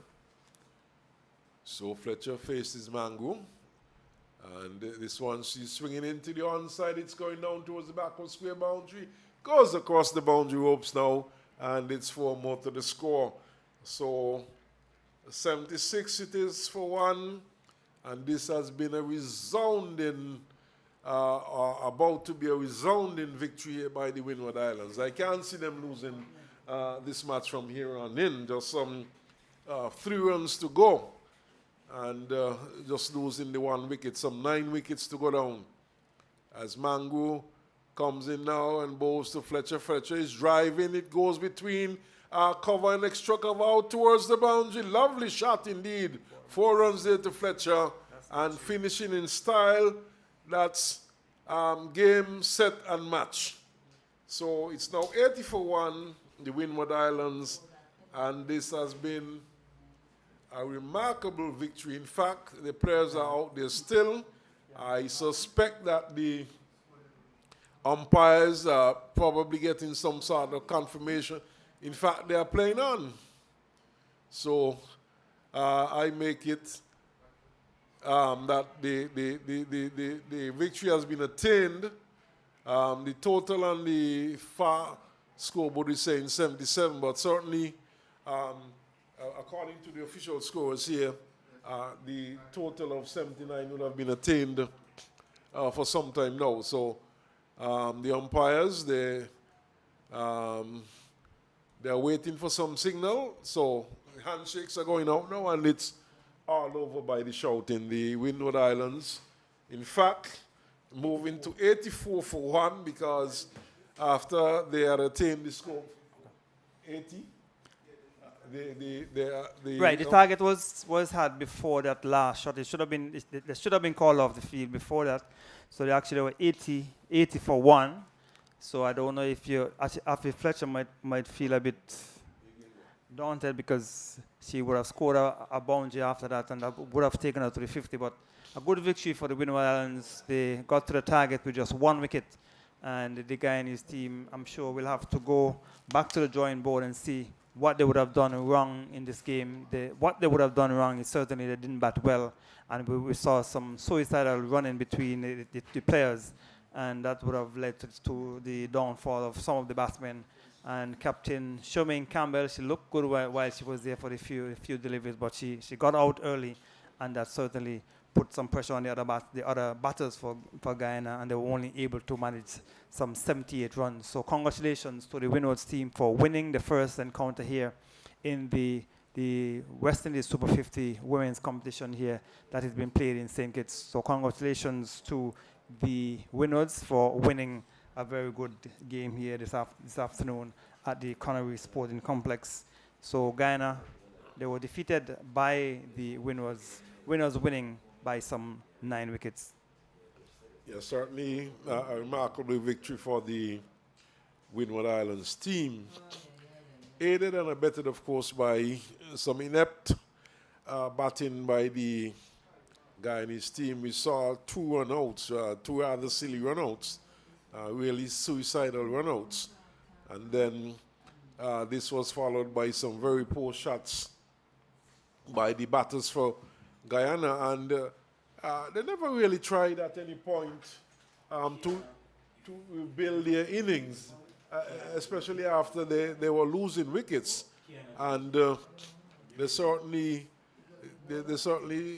have not done their cause well. But I'm pretty certain that they would be looking to go back to the drawing board and perhaps come out in the next match and do a lot better because, the Guyana team has a number of good players, and I'm pretty certain that the batting is a lot better than what we saw on display today. So they would be hoping to improve on their performance. But congratulations to the Windward Islands team. They stuck to their task. They performed well. They bowled well in partnership. They kept a good line and length. And you could only play what's in front of you. And of course, we would have said that the Guyanese team, batted poorly, but at the same time, the Windward Islands team would have accepted whatever chances came along to them. Yes, that is true. If the Windward Islands didn't accept the chances that they would have gotten, then Guyana must have been in a different position. But they would have made some decisions that were, well, in terms of the running, they were suicidal running. They were looking for singles for where there were no singles available, and that is why we saw 2 unnecessary run out when the Guyana team batted. And I think it was because of the pressure that would have been exerted by the bowlers of the Windward Islands team, because they were not really scoring heavily, and maybe that pressure would have caused the batsmen to look for non-existent singles, and as a result, they would have lost their wickets. And so it's a good start for Windwards in terms of this Super 50 competition for the West Indies women's cricket, and it certainly will put them in good position to vie for the title if possible. and they will want to continue to improve on what they would have done here today. The captain Fletcher, she bowled well when she was in the field when she was bowling, and when she got a chance to bat, she did well with the bat. And the opener Marceline, she settled in well after the first couple of overs. She settled in well and gave good support to Fletcher. But while she was behind the stumps, I'm sure she did not do as well as she would have expected to do. So I'm sure that is something that she will want to work on between now and the next game. But all in all, we saw a good performance from the Windwards team. The bowling wasn't bad. Joseph, I like Joseph. She bowled well, and also the captain Fletcher also did well. So all in all, a good all-around performance from the Windwards team here today.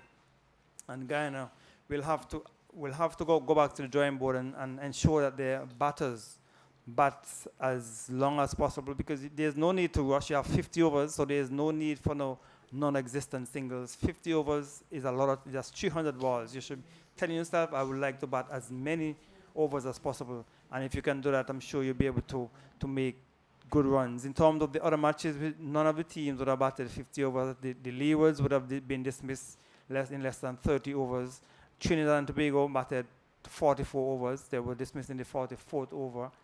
And Guyana batted only 27.1.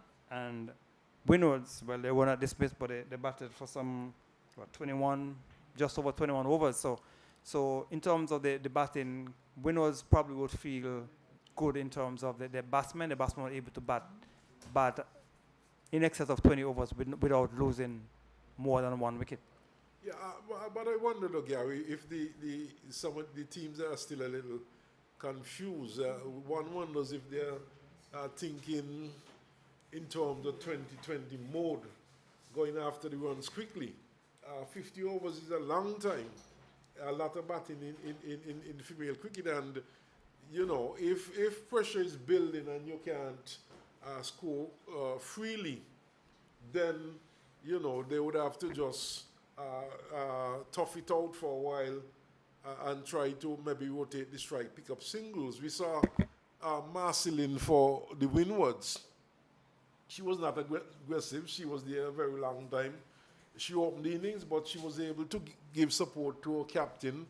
And at the end, she was left not out. I don't think she got to 20 runs, but the crucial thing is that she prevented wickets from falling at the end, and then the proper support to a captain, and in the end they were able to access the 79 runs quite easily.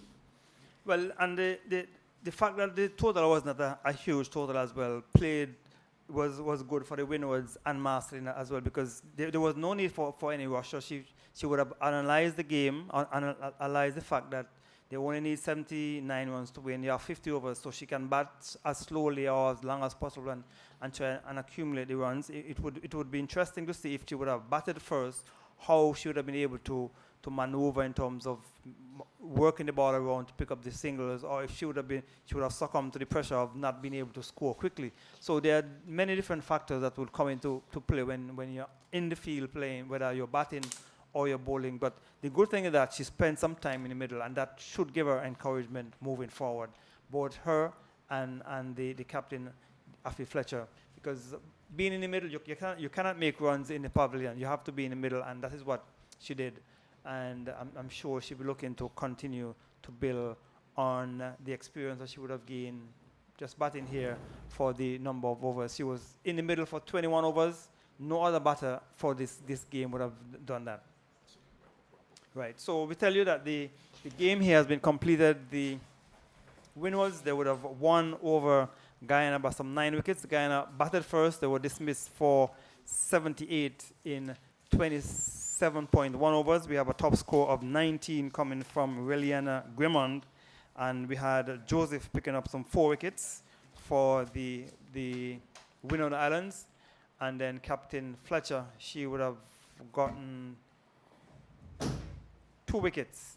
And then when the Windwards batted, they got to 80 for 1, with the Captain Fletcher batting well, and she came not out. Fletcher was not out on 48. Fletcher 48. And then we had Marceline. She batted well as well. Marceline was not out on 29. So a good victory for the Windwards. So we have come to the end of our broadcast here at the Connery Sporting Complex. The games will resume on Wednesday, and we will go. The three grounds here in St. Kitts will be hosting matches coming on Wednesday. So that's it from the Connery Sporting Complex. Congratulations to Windwards for winning by 9 wickets over Guyana.